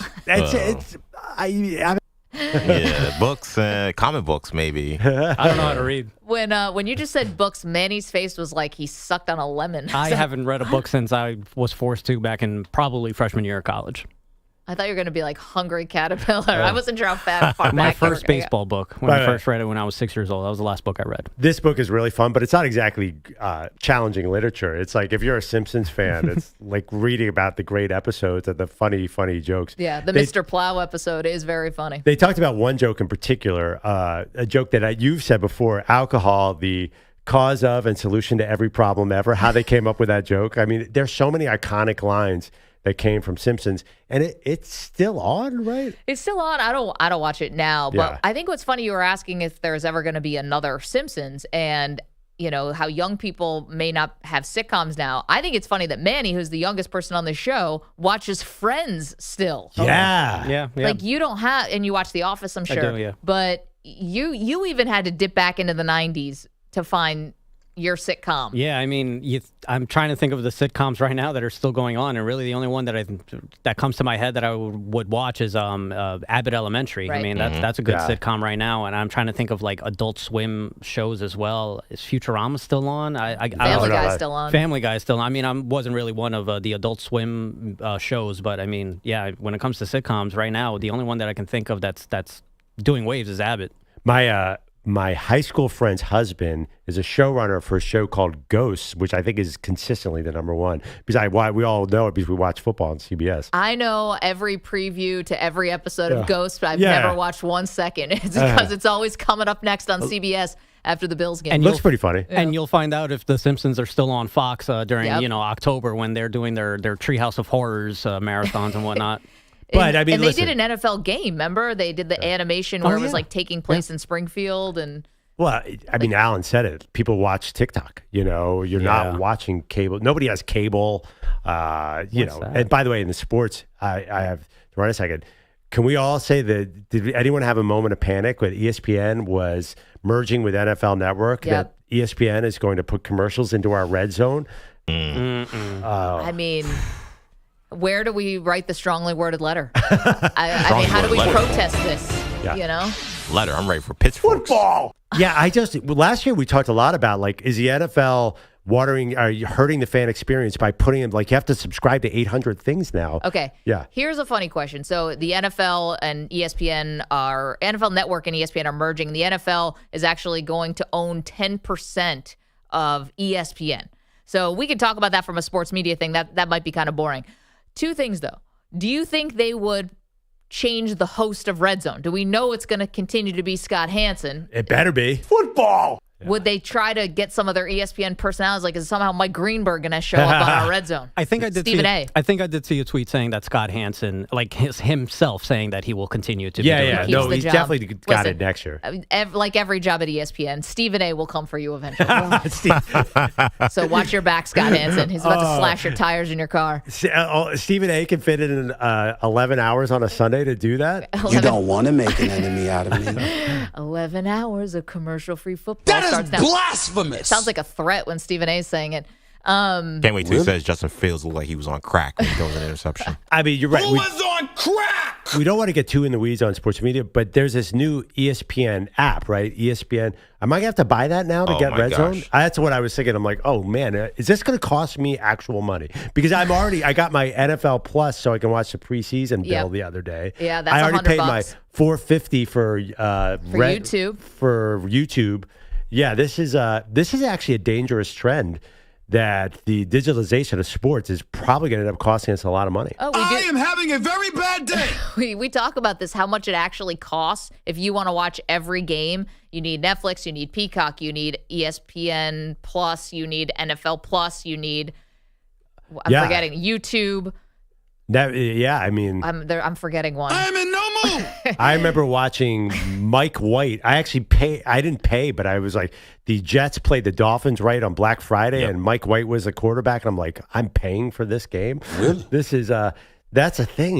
It's not good, but we are such addicts. He threw that pick six right to end the first half. I remember that game. Yeah, that was actually, I think that was It's Boyle. a Hail Mary pick six. I think that was Boyle, actually. That wasn't even Mike White. Oh, yeah. Yeah, Boyle. By the way, Hail Mary pick six. If it happened on Amazon, then we all paid a little for this one because we all order stuff. That still might be the greatest play in the history of football. A Hail Mary pick six is crazy. What is that? I think everyone was such in turkey comas. Like, did that even happen? Like, rub your eyes. Like, Jeff Bezos gave a fist pump. He's like, yeah, we just made history. He's like orbiting the earth somewhere. All right, Pearl. Enjoy the rest of your week. Yeah. Have a safe vacation. Do me a favor. Don't sync the show with any WNBA sponsorship ideas in the week I'm gone. You don't think the WNBA could sponsor a line of sex toys? No one else thought that? Let's make a little money here, people. Last time I was out last year, by the way, you had your Noah Lyles take, I know. Whenever we're still getting emails about today. So just be careful, okay? That's all I'm saying. I want this house to be standing when I return. We will keep the train right on the tracks for you, bro. We can promise you that.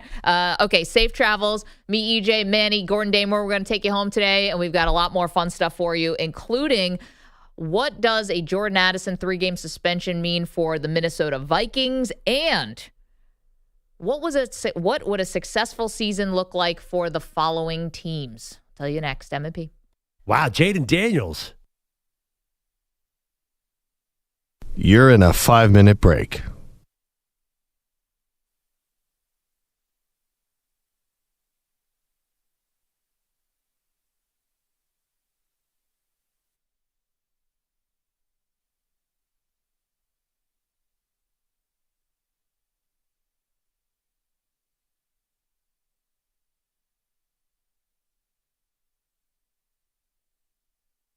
Four minutes, 30 seconds remaining.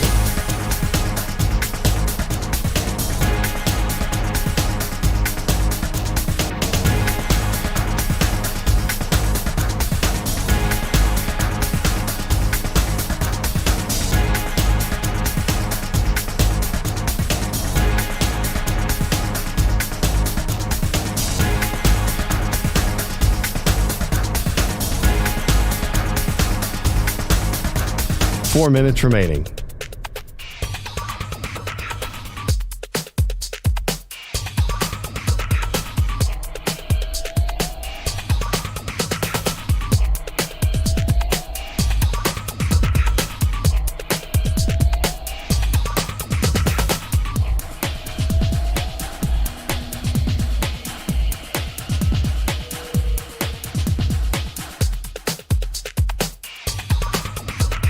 Three minutes, 30 seconds remaining.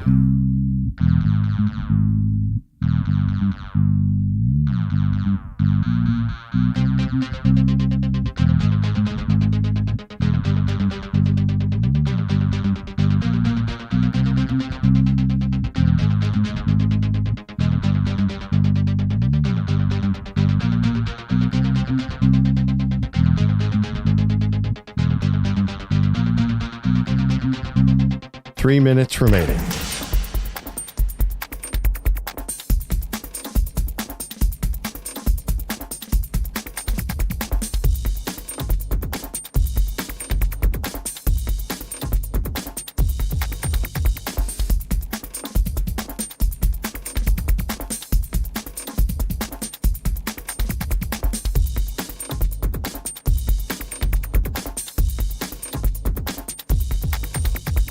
Two minutes, 30 seconds remaining.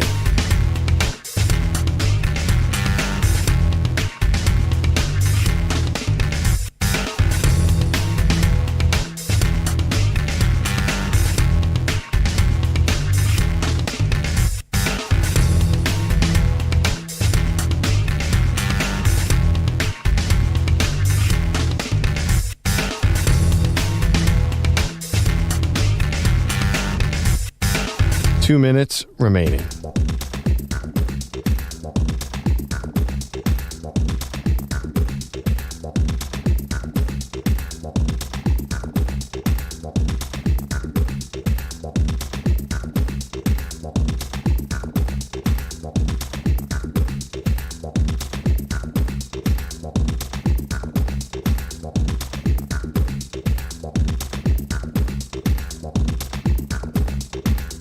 One minute, 30 seconds remaining.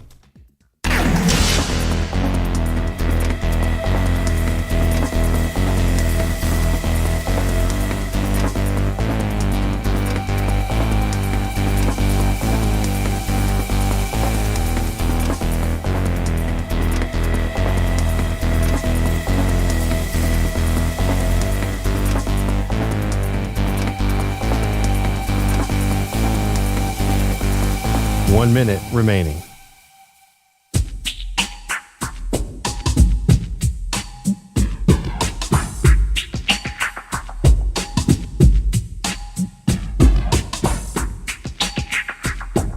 .45 seconds remaining.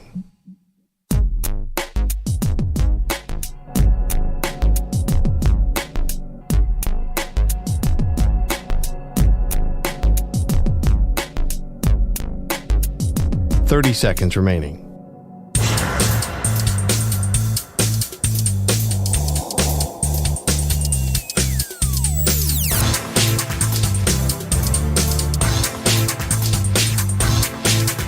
Fifteen seconds.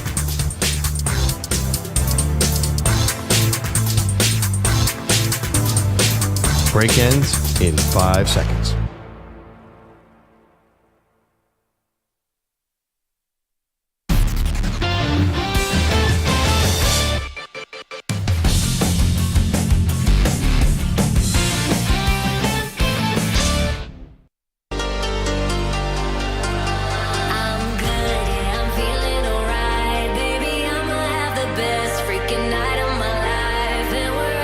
Back to the Maggie Perloff Show. Got a couple things for you on the front burners today. Number one is Shedeur Sanders, who is getting the nod to start the first preseason game for the Cleveland Browns. So that didn't take long for Shedeur to go from fourth string to first string. A couple things had to happen. A couple hamstring injuries for Kenny Pickett and Dillon Gabriel.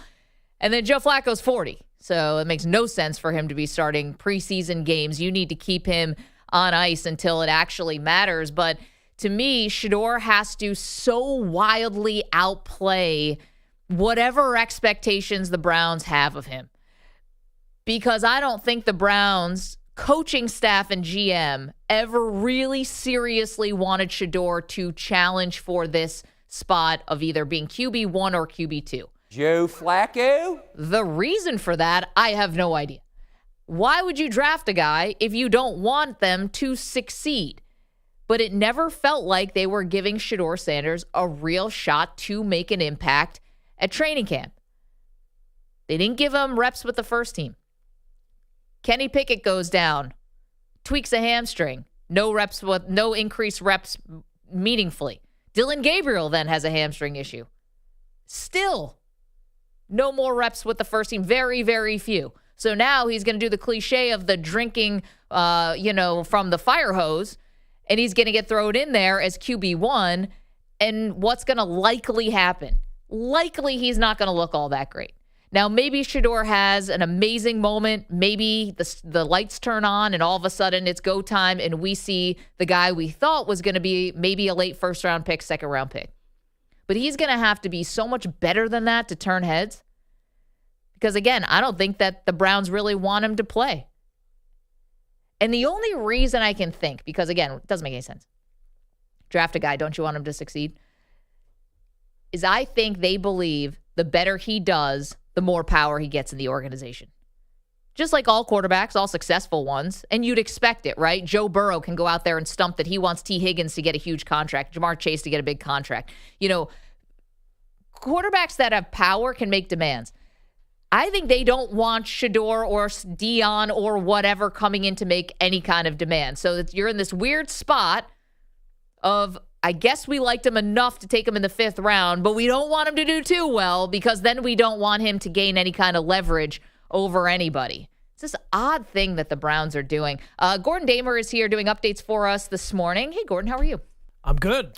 What do you got for us? No end in sight with the Micah Parsons situation, his contract with the Cowboys. Yesterday, Jerry Jones said he has not talked to Parsons or his agent and that nobody in the team's front office has had a conversation with his reps since Jones thought the two sides had worked out a handshake deal.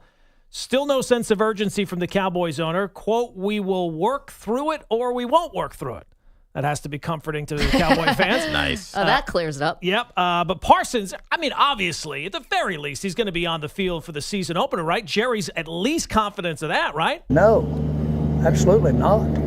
That has to, a big part of that is his decision. How would I know that? Yeah. I don't even work here. Right. I wasn't even supposed to be here today. I just stumbled in. It's my day off. No, Jerry, the whole Jerry, what am I supposed to do? I have no part of this. I'm just some innocent bystander is the most laughable part. Do you think this is part of an act, or do you think that he is just so delusional at this point that he actually believes that? I have no sympathy for men. I knew that was coming. Who can tell anymore with Jerry? I was watching Just a quick aside. I was watching this new show on Netflix about wrestling called Unreal. I heard it's fantastic. Yeah, they go behind the scenes. It's still pretty manicured, but they do go behind the scenes and give you this sort of access that you never see with professional wrestling. And Cody Rhodes, who's a famous wrestler now, did an interview, and he said, to be honest, I don't know where I end and where the character picks up. Like, he's admitted that he doesn't, after all these years, he's not really sure who is the real person. And I think about that with Jerry sometimes. Living the gimmick, as they say. Does he even, he says this is business as usual. That's his whole thing with Micah Parsons. I've been here, done that before. And it's like, yeah, this is just business as usual. Parsons is out there demanding a trade, all these things. And he's like, no, this is all the bit. This is all the gimmick. There was a time, though, like I mentioned, I think yesterday, there was a time where I think, though, Jerry Jones was seen as like a competent businessman. Like, he was a real boss. Like, this guy, he got Jerry World built, right? Like, he built the 90s Cowboys with Jimmy Johnson. Like, that is past. Like, all that stuff, he took over a Cowboys organization that was so downtrodden, and they became like this power again. Like, there was that kind of, star to him that I think made him interesting and made him exciting. All that is so gone now. Yeah. Like, so he's living a gimmick that I don't think exists. Like, there's a saying, like The Rock's dad has a saying, always work the gimmick so the gimmick will work for you. I don't think the gimmick's working for him anymore. Because to act like, oh, I got everything under control, but also I don't know what's going on, doesn't make you look like a boss. It makes you look like a clown. I will take the role of Perloff here and laugh in NFC East. I love the Cowboys' downfall. I know. Everyone loves the front row seat to watch the circus clown kind of get theirs. But, I mean, if we're talking about how Jerry goes about this, he usually caves in the end, and the player does get on the field at some point. Yeah, he keeps bringing up Emmitt Smith. Jerry does. He keeps bringing up Emmitt Smith, who had this famous holdout where he didn't play the first 2 games, and the Cowboys went on to win their 3rd Super Bowl. But that was the 3rd Super Bowl. That is a long time ago. Well, that, and also, they were a dynasty. This is not a dynasty. No. That was also completely unnecessary. Like, it didn't have to happen. They're always unnecessary with Jerry. He acts like, oh, we had to have Emmett miss those games in order for us to win the Super Bowl. No, he could have just signed Emmett to the money he was worth, and then him start at week 1, and maybe they go 15-1 in that year instead of starting 0-2. Joe Burrow. And they just dominate the rest of the season. Like, he tells a story like, oh, like, we had this thing happen, and look and behold, we won a championship. It's like, no, you won a championship because you had a great roster, not because you held out Emmitt Smith for 2 games. That doesn't even make any sense. Yeah, he keeps bringing it up. He's living in the past. Baseball, Yankees hit a new rock bottom last night, and that's about the only thing they hit. Had just 2 hits, lost the Rangers 2-0. So 5 straight losses for the Yankees as they now have just a half-game lead for that final wild card, even with Aaron Judge back in the lineup. We got some work to do. A lot of things to clean up. But the boys in here are fired up to, change all that and get things right. And we got a great ball club in here. So just a lot of mistakes all around. Some mental mistakes, some physical mistakes. But, the guys we got to fix them, and we got to fix them now. Aaron Judge. Jazz Chisholm got picked off the other day on a pop-up to second base. I'm not sensing fired up from these guys. No. I'm sensing asleep from these guys. But, Judge is the captain. Maybe he'll get him going. It is interesting, though. I wonder, everybody blames Aaron Boone for this or for that. Aaron Judge is the Yankee captain. Right. If he wanted something changed, we're talking about the manager being changed, the fundamentals focus being changed. You would, he's also somebody who could speak up. That's not just a That doesn't feel like his MO, though, does it? Yeah. Well, I mean, like, but is you he are a the coach fired guy? I mean, you are the Yankee captain. Oh, I get it. But I mean, being captain, and I feel as though is just a ceremonial type thing. I don't know. There's no credence to it. It's not like in hockey or anything that you have to go and talk to the referees. I don't know that that's true. I mean, I feel like Derek Jeter, when he was the captain, kind of always felt like, hey, that's above my pay grade. That's management. Like, I feel like a lot of times he always deflected and said, well, that's a Cashman thing or that's a Steinbrenner thing. Like, I think in some ways Judge models himself from the Derek Jeter, absolutely. Yeah, the idol, right? So I think that's going to be something that's going to be difficult for him because he's like, well, Derek Jeter would have never gotten Joe Torre fired or Joe Girardi fired. I'm not like, even saying if about the manager fired, but if you want somebody to go talk to the players, I think the talking point is that Aaron Boone either is not doing enough behind the scenes, or if he is doing enough behind the scenes, it's not working. I'm trying to think, who's the last baseball player that you think got a manager fired? I'm Derek Jeter. You shot me. Whew. Gotta think about that. Yeah, I gotta think about that for a while. Yeah, I don't know.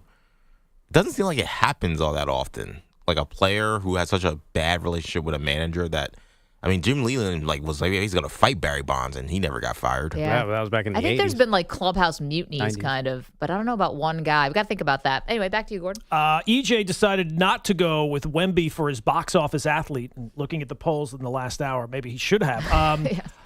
Would you have changed your mind if you knew that Wemby has not only been spending the summer training with monks in China, but now appears to be shifting back into basketball focus? He's now working out recently with Kevin Garnett. Oh, I love that. I did see that. I like that. That picture of Kevin Garnett Jama? is so terrifying. Like, I don't know what Kevin Garnett is saying to him, but they're in they're in the bleachers of what looks like a football field with a track. Anything's and Kevin possible, Wemby. Garnett is just like in the distance, looking menacingly. And I'm like, I don't know what's going on there, but I want no part of whatever workout Kevin Garnett's putting him through. Yeah. Kevin Garnett. Okay, so a couple of things here. I kind of take it back. So, do you remember when Hakeem Olajuwon was like working with every big man in the league? Sure. He had like his big man camp, and they would come down to Houston. Hakeem told me this in an interview. Not to Hakeem Olajuwon told me, but he did an interview that the Rockets asked him to please stop because he was basically helping to train half of their opponents. Yep. Kevin Garnett, I know he won in Boston, but he is Minnesota Timberwolves through and through. Right? I mean, that is a guy who I still associate him more with the T-Wolves because he went back, and I think he's, helped out for sure. front office and stuff. You can't be helping Wemby. So Western Conference team, the Timberwolves now are a contender. I think it's different. You got to gatekeep that stuff from I think Wemby. he's different than Hakeem because he has two franchises. Like in this picture, he's wearing a Bill Russell Celtics sweatshirt, which is insane, by the way, because it's probably 90 degrees outside. That's what I'm saying. This guy's a maniac. We knew that about Garnett. He's though, yelling at DJ. somebody in the distance. I don't know if he's rallying at Wemby or the cameraman, but he's wearing a full green Celtics hoodie in probably 95 or 100 degree weather in some Jordan 4s. Like, that's a crazy person. If I'm the Spurs, I'm like, do I want him listening to Kevin Garnett? He might start. I wish more people were like Garnett. Garnett had a little edge. I know. We missed those guys. Yeah. We got Draymond. He's the one. He's the one holdover. No, he's like kicking people in the junk. I feel like Garnett was a little more like I don't know, not psycho in that way. Yeah, I mean, Draymond was choking out Rudy Gobert. Like, ask Melo what he thinks about Kevin Garnett and his psychoness on the court. Can't say something about someone's wife. Yeah, that's a fact. Yeah. I don't know that the Garnett thing is transferable, though. With Hakeem, he's teaching footwork and moves. That is transferable. Yeah, what is the skill that Garnett is giving? Yeah, just psycho. I don't know if psycho's transferable. Maybe. We'll find out. Maybe they do want Wemby. They kind of have that edge, maybe. That made it feel like that's what he's missing. The yin and the yang, no pun intended, of Monks and then Kevin Garnett. Right. It's You're like getting the full scale. Very zen and then very not zen. And then it's probably better he went to the monks first. Lay the foundation. He might have punched one of the monks in the face. He can't. Even the monks can't undo all of that. Kevin Garnett. Yeah, that's a good point. That is all I got.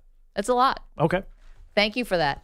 888-710-4ISN, 888-710-4476. Actually, I do have a question for the crowd when we come back, and something that everyone in the audience could answer. And I bet you've thought of this at least once in your life. We're going to talk about that in just a moment. Plus, we do have the latest on what's going on in Minnesota and how much harder did J.J. McCarthy's job just get. Do that next. Throw it, man! You're in a 5-minute break.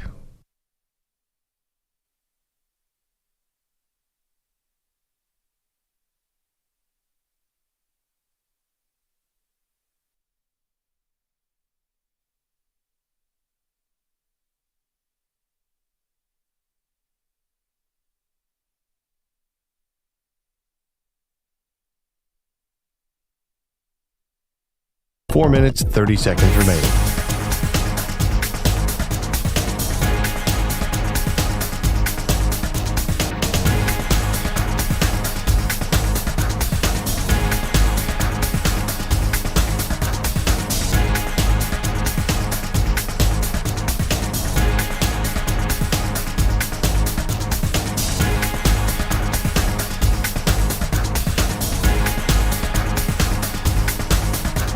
Four minutes remaining.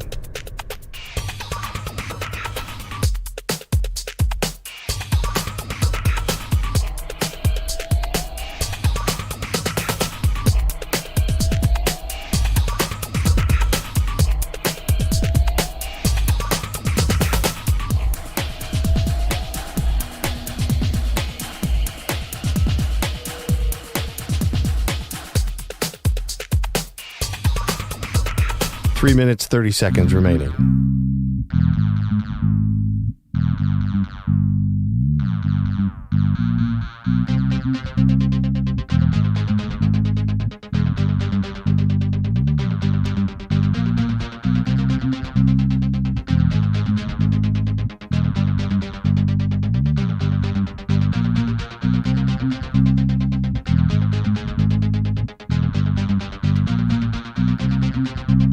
Three minutes remaining.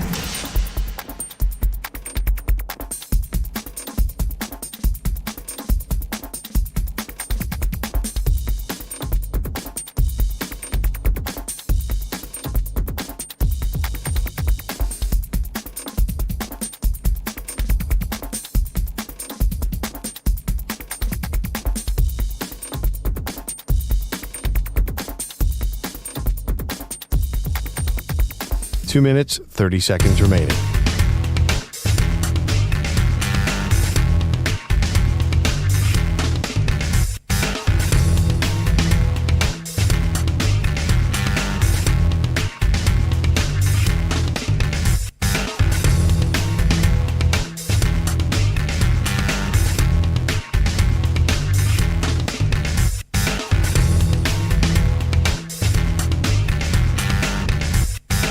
Two minutes remaining.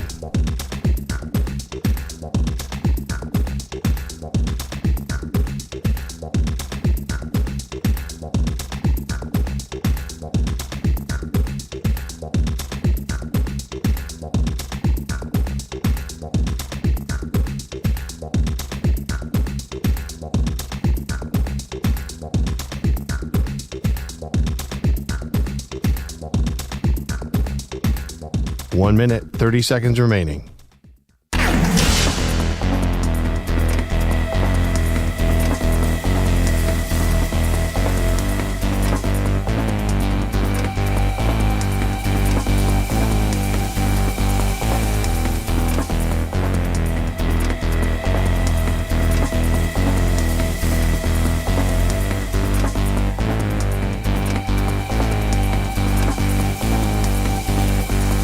One minute remaining.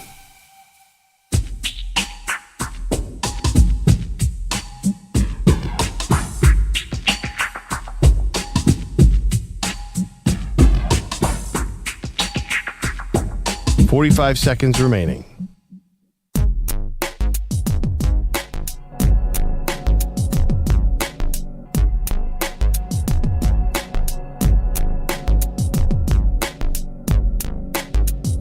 .30 seconds remaining.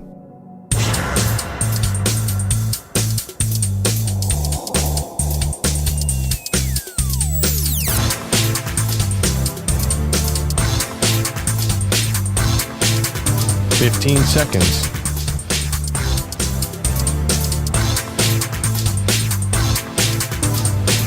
Break ends in 5 seconds.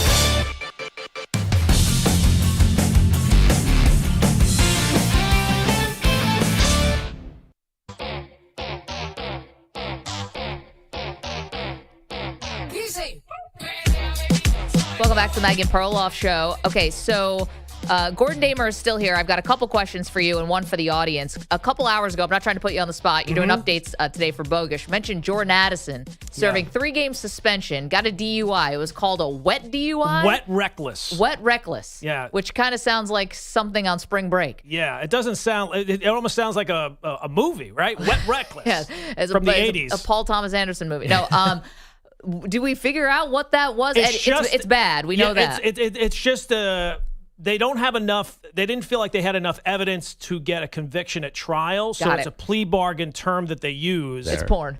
It is not, at least so far as we know. Thank God nobody got hurt, Manny joking around, but thank goodness nobody got hurt. But he is going to serve a 3-game suspension. And we're not trying to joke around about DUIs, but he is going to serve a 3-game suspension. So my first thought goes 2 places. Number one, J.J. McCarthy. If he's actually going to throw the ball, well, now he just took a big target away. And he's essentially, I look at him, Gordon, like a rookie. You know, J.J. McCarthy, even though he's second year in the program, coming off a knee surgery and knee issues, Now you just took away Jordan Addison. And then my second person I think of is obviously Justin Jefferson, who I think could catch anything at any time from anybody. I think he's the best wide receiver in the league, but he's going to get even more attention now. Mm-hmm. And I know that I'm sure he's going to be fine being double covered, but you've just made life so much more difficult. And Jordan Addison, this is the second thing that he has. And so I don't know, unless he really starts to get the point and get the message here, like you're never going to be a reliable person. And so for the Vikings, I don't know how important it is for them to necessarily get off to like a red hot start or how realistic that is, but they certainly put themselves behind the 8 ball with this 3-game suspension. And it's Jordan Addison's fault, and he's really messing with his team here. Yeah, Vikings open at Bears and then home for the Falcons and Bengals. So not a gauntlet, you would not think. But one of those division games, which if this division's going to be tight, you never know. You don't want to drop, those games, especially early in the season. But, there's a lot of pressure on J.J. McCarthy. We were talking about this a couple days ago. Is Caleb Williams facing the most pressure of any quarterback in the league? I'd probably say yes, because the expectations are so high. But J.J. McCarthy also has to prove that he can take the keys on a team that won 14 games last year. Listen, if Sam Darnold, who was thought of up until a year ago as being an all-time draft bust, if he can get you to 14 games, I think J.J. McCarthy's got a lot of pressure, and I don't think it's just from the outside. We talked about we're doing one question a day about each quarterback room. Today we did the Packers, but yesterday with the Vikings. And EJ, you asked if the Vikings regret drafting J.J. McCarthy. And I think what the crux of that is that you have a team that is ready to win right now. And more so than the outside factors and pressure that comes in on a guy like J.J. McCarthy to step into those shoes and keep the ship afloat, it's the locker room. You've got veterans in the locker room. You have guys who've gotten paid. Okay, sure. But they want to win. And so I think more than whatever pressure people like me and a microphone or local fans could ever put on a guy like J.J. McCarthy, it's looking around that locker room with those veterans who have won games and then gotten to the playoffs and been beaten in embarrassing ways. Giants come in and beat you at home. You have to go to Arizona because the Wildfires in California play the Rams. They beat you because Sam Darnold all of a sudden turns into a pumpkin. If I'm a veteran in that locker room, I'm like, what is going on? I got this great coach. We're here. We're competing with the Lions. We're right there with them. This is our opportunity. And I can't really be waiting on J.J. McCarthy to catch up. So again, this all started with Jordan Addison now missing the first 3 games because of a DUI suspension. But the reality is he put pressure on his quarterback. And the pressure is going to be when they have to walk back into the locker room if J.J. McCarthy lays an egg in a game and look around at a guy who's 32, 33 years old who's looking at him like, get your head out of your butt. Now, listen, maybe McCarthy comes in and kills. It's possible. Jaden Daniels looked like that last year. Came in, looked immediately like he belonged. So maybe, but not easy. Not easy for J.J. McCarthy. I think you look at some of the commentary coming out of Minnesota camp, and you can tell that they realize expectations are going to have to be tempered. Justin Jefferson last week said you definitely have to have patience. He's pretty much a rookie. You're not really expected to have that same mindset as a veteran. You can't really have the expectation from him.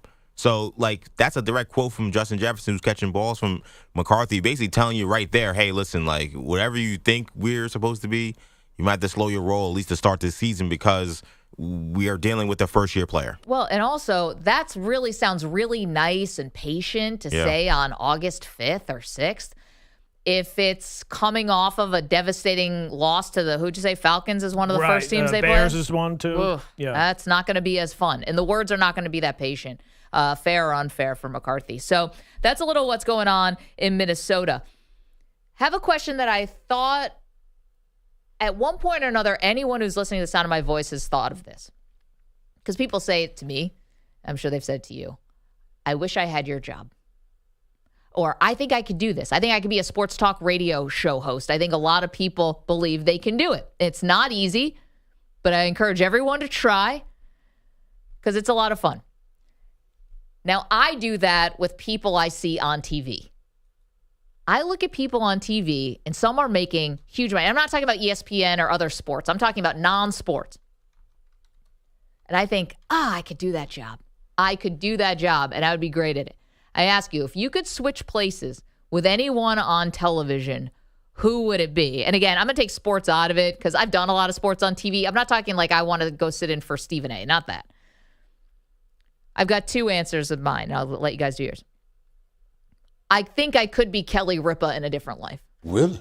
I'd have to be a little smaller, a little perkier, a little blonder. But she makes 20. Stay off the weed. How dare you, Manny? She makes $20 million a year. I think I could yakety yak with, the cast of Law and Order for 20 mil. That's number one. Number two, I think I could trade places, and I would have loved to have traded places with the late Alex Trebek. No one enjoyed a more elevated status in society for having the answers than Alex Trebek. Everyone thought he was that smart. Gordon, he had the answers. Yeah, he had the answers, right. But we treated him like he was writing the questions. Right. Like, you 19th century literature, you didn't know that question, you moron? He's got the... Yeah, he didn't think of it as it was happening. It's on a card right in front of him. Hamlet. It's like, no, you didn't come up with Hamlet. No. You never knew it was Hamlet. Anyway. And he never made it out like, oh, that was a tough one. You know what I mean? He always made it out like, oh, you don't know this? You're going to kick yourself when I tell you it was D'Artagnan who was the other 3 Musketeer. Yeah. So I would say, to me, the easiest job that has ever existed would be Pat Sajak when he had it. Right. Another game show. They used to record 5 shows a day. He would only work 39 days a year and made bank. Kelly Ripa, she's doing that regularly. She does work every day. Yeah. It is a that's grind. a lot. Yeah. I guess I'm kind of used to that I'm schedule. looking most money, fewest days. And Pat Sajak, I think, was sitting front row for 160 Dodger games.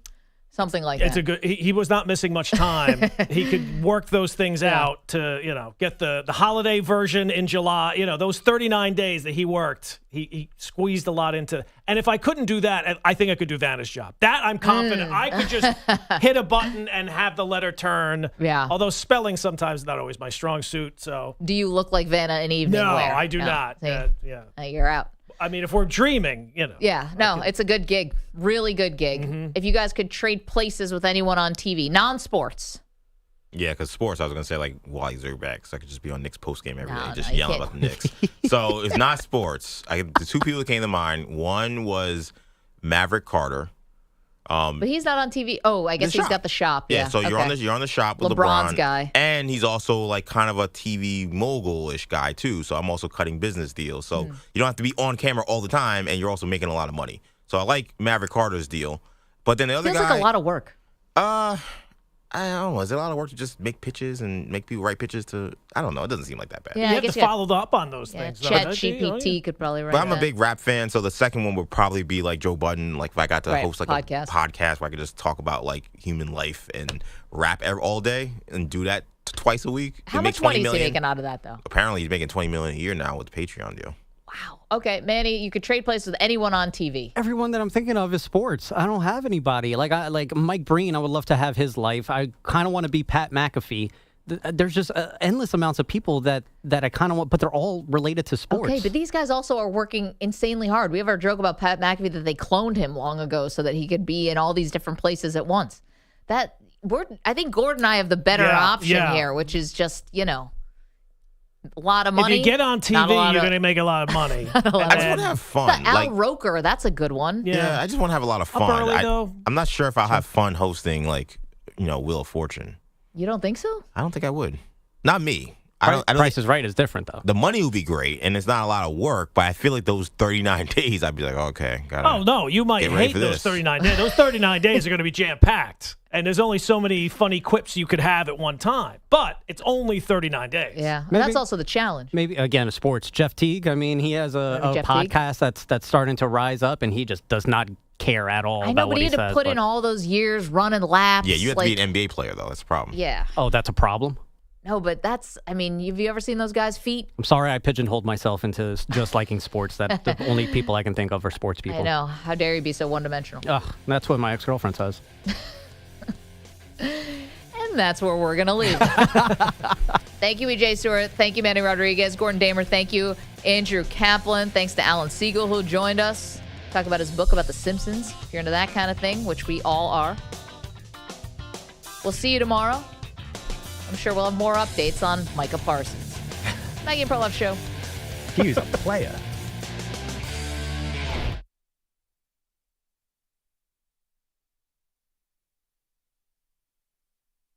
You're in a 5-minute break.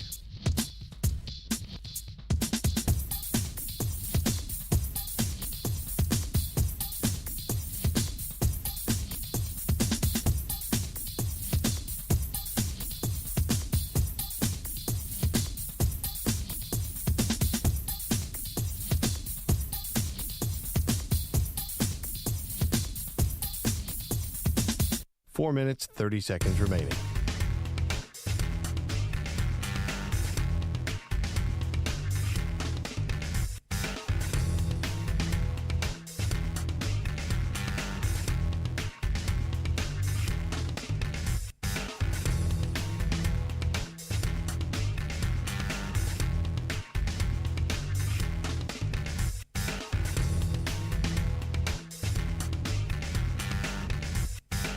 Four minutes remaining.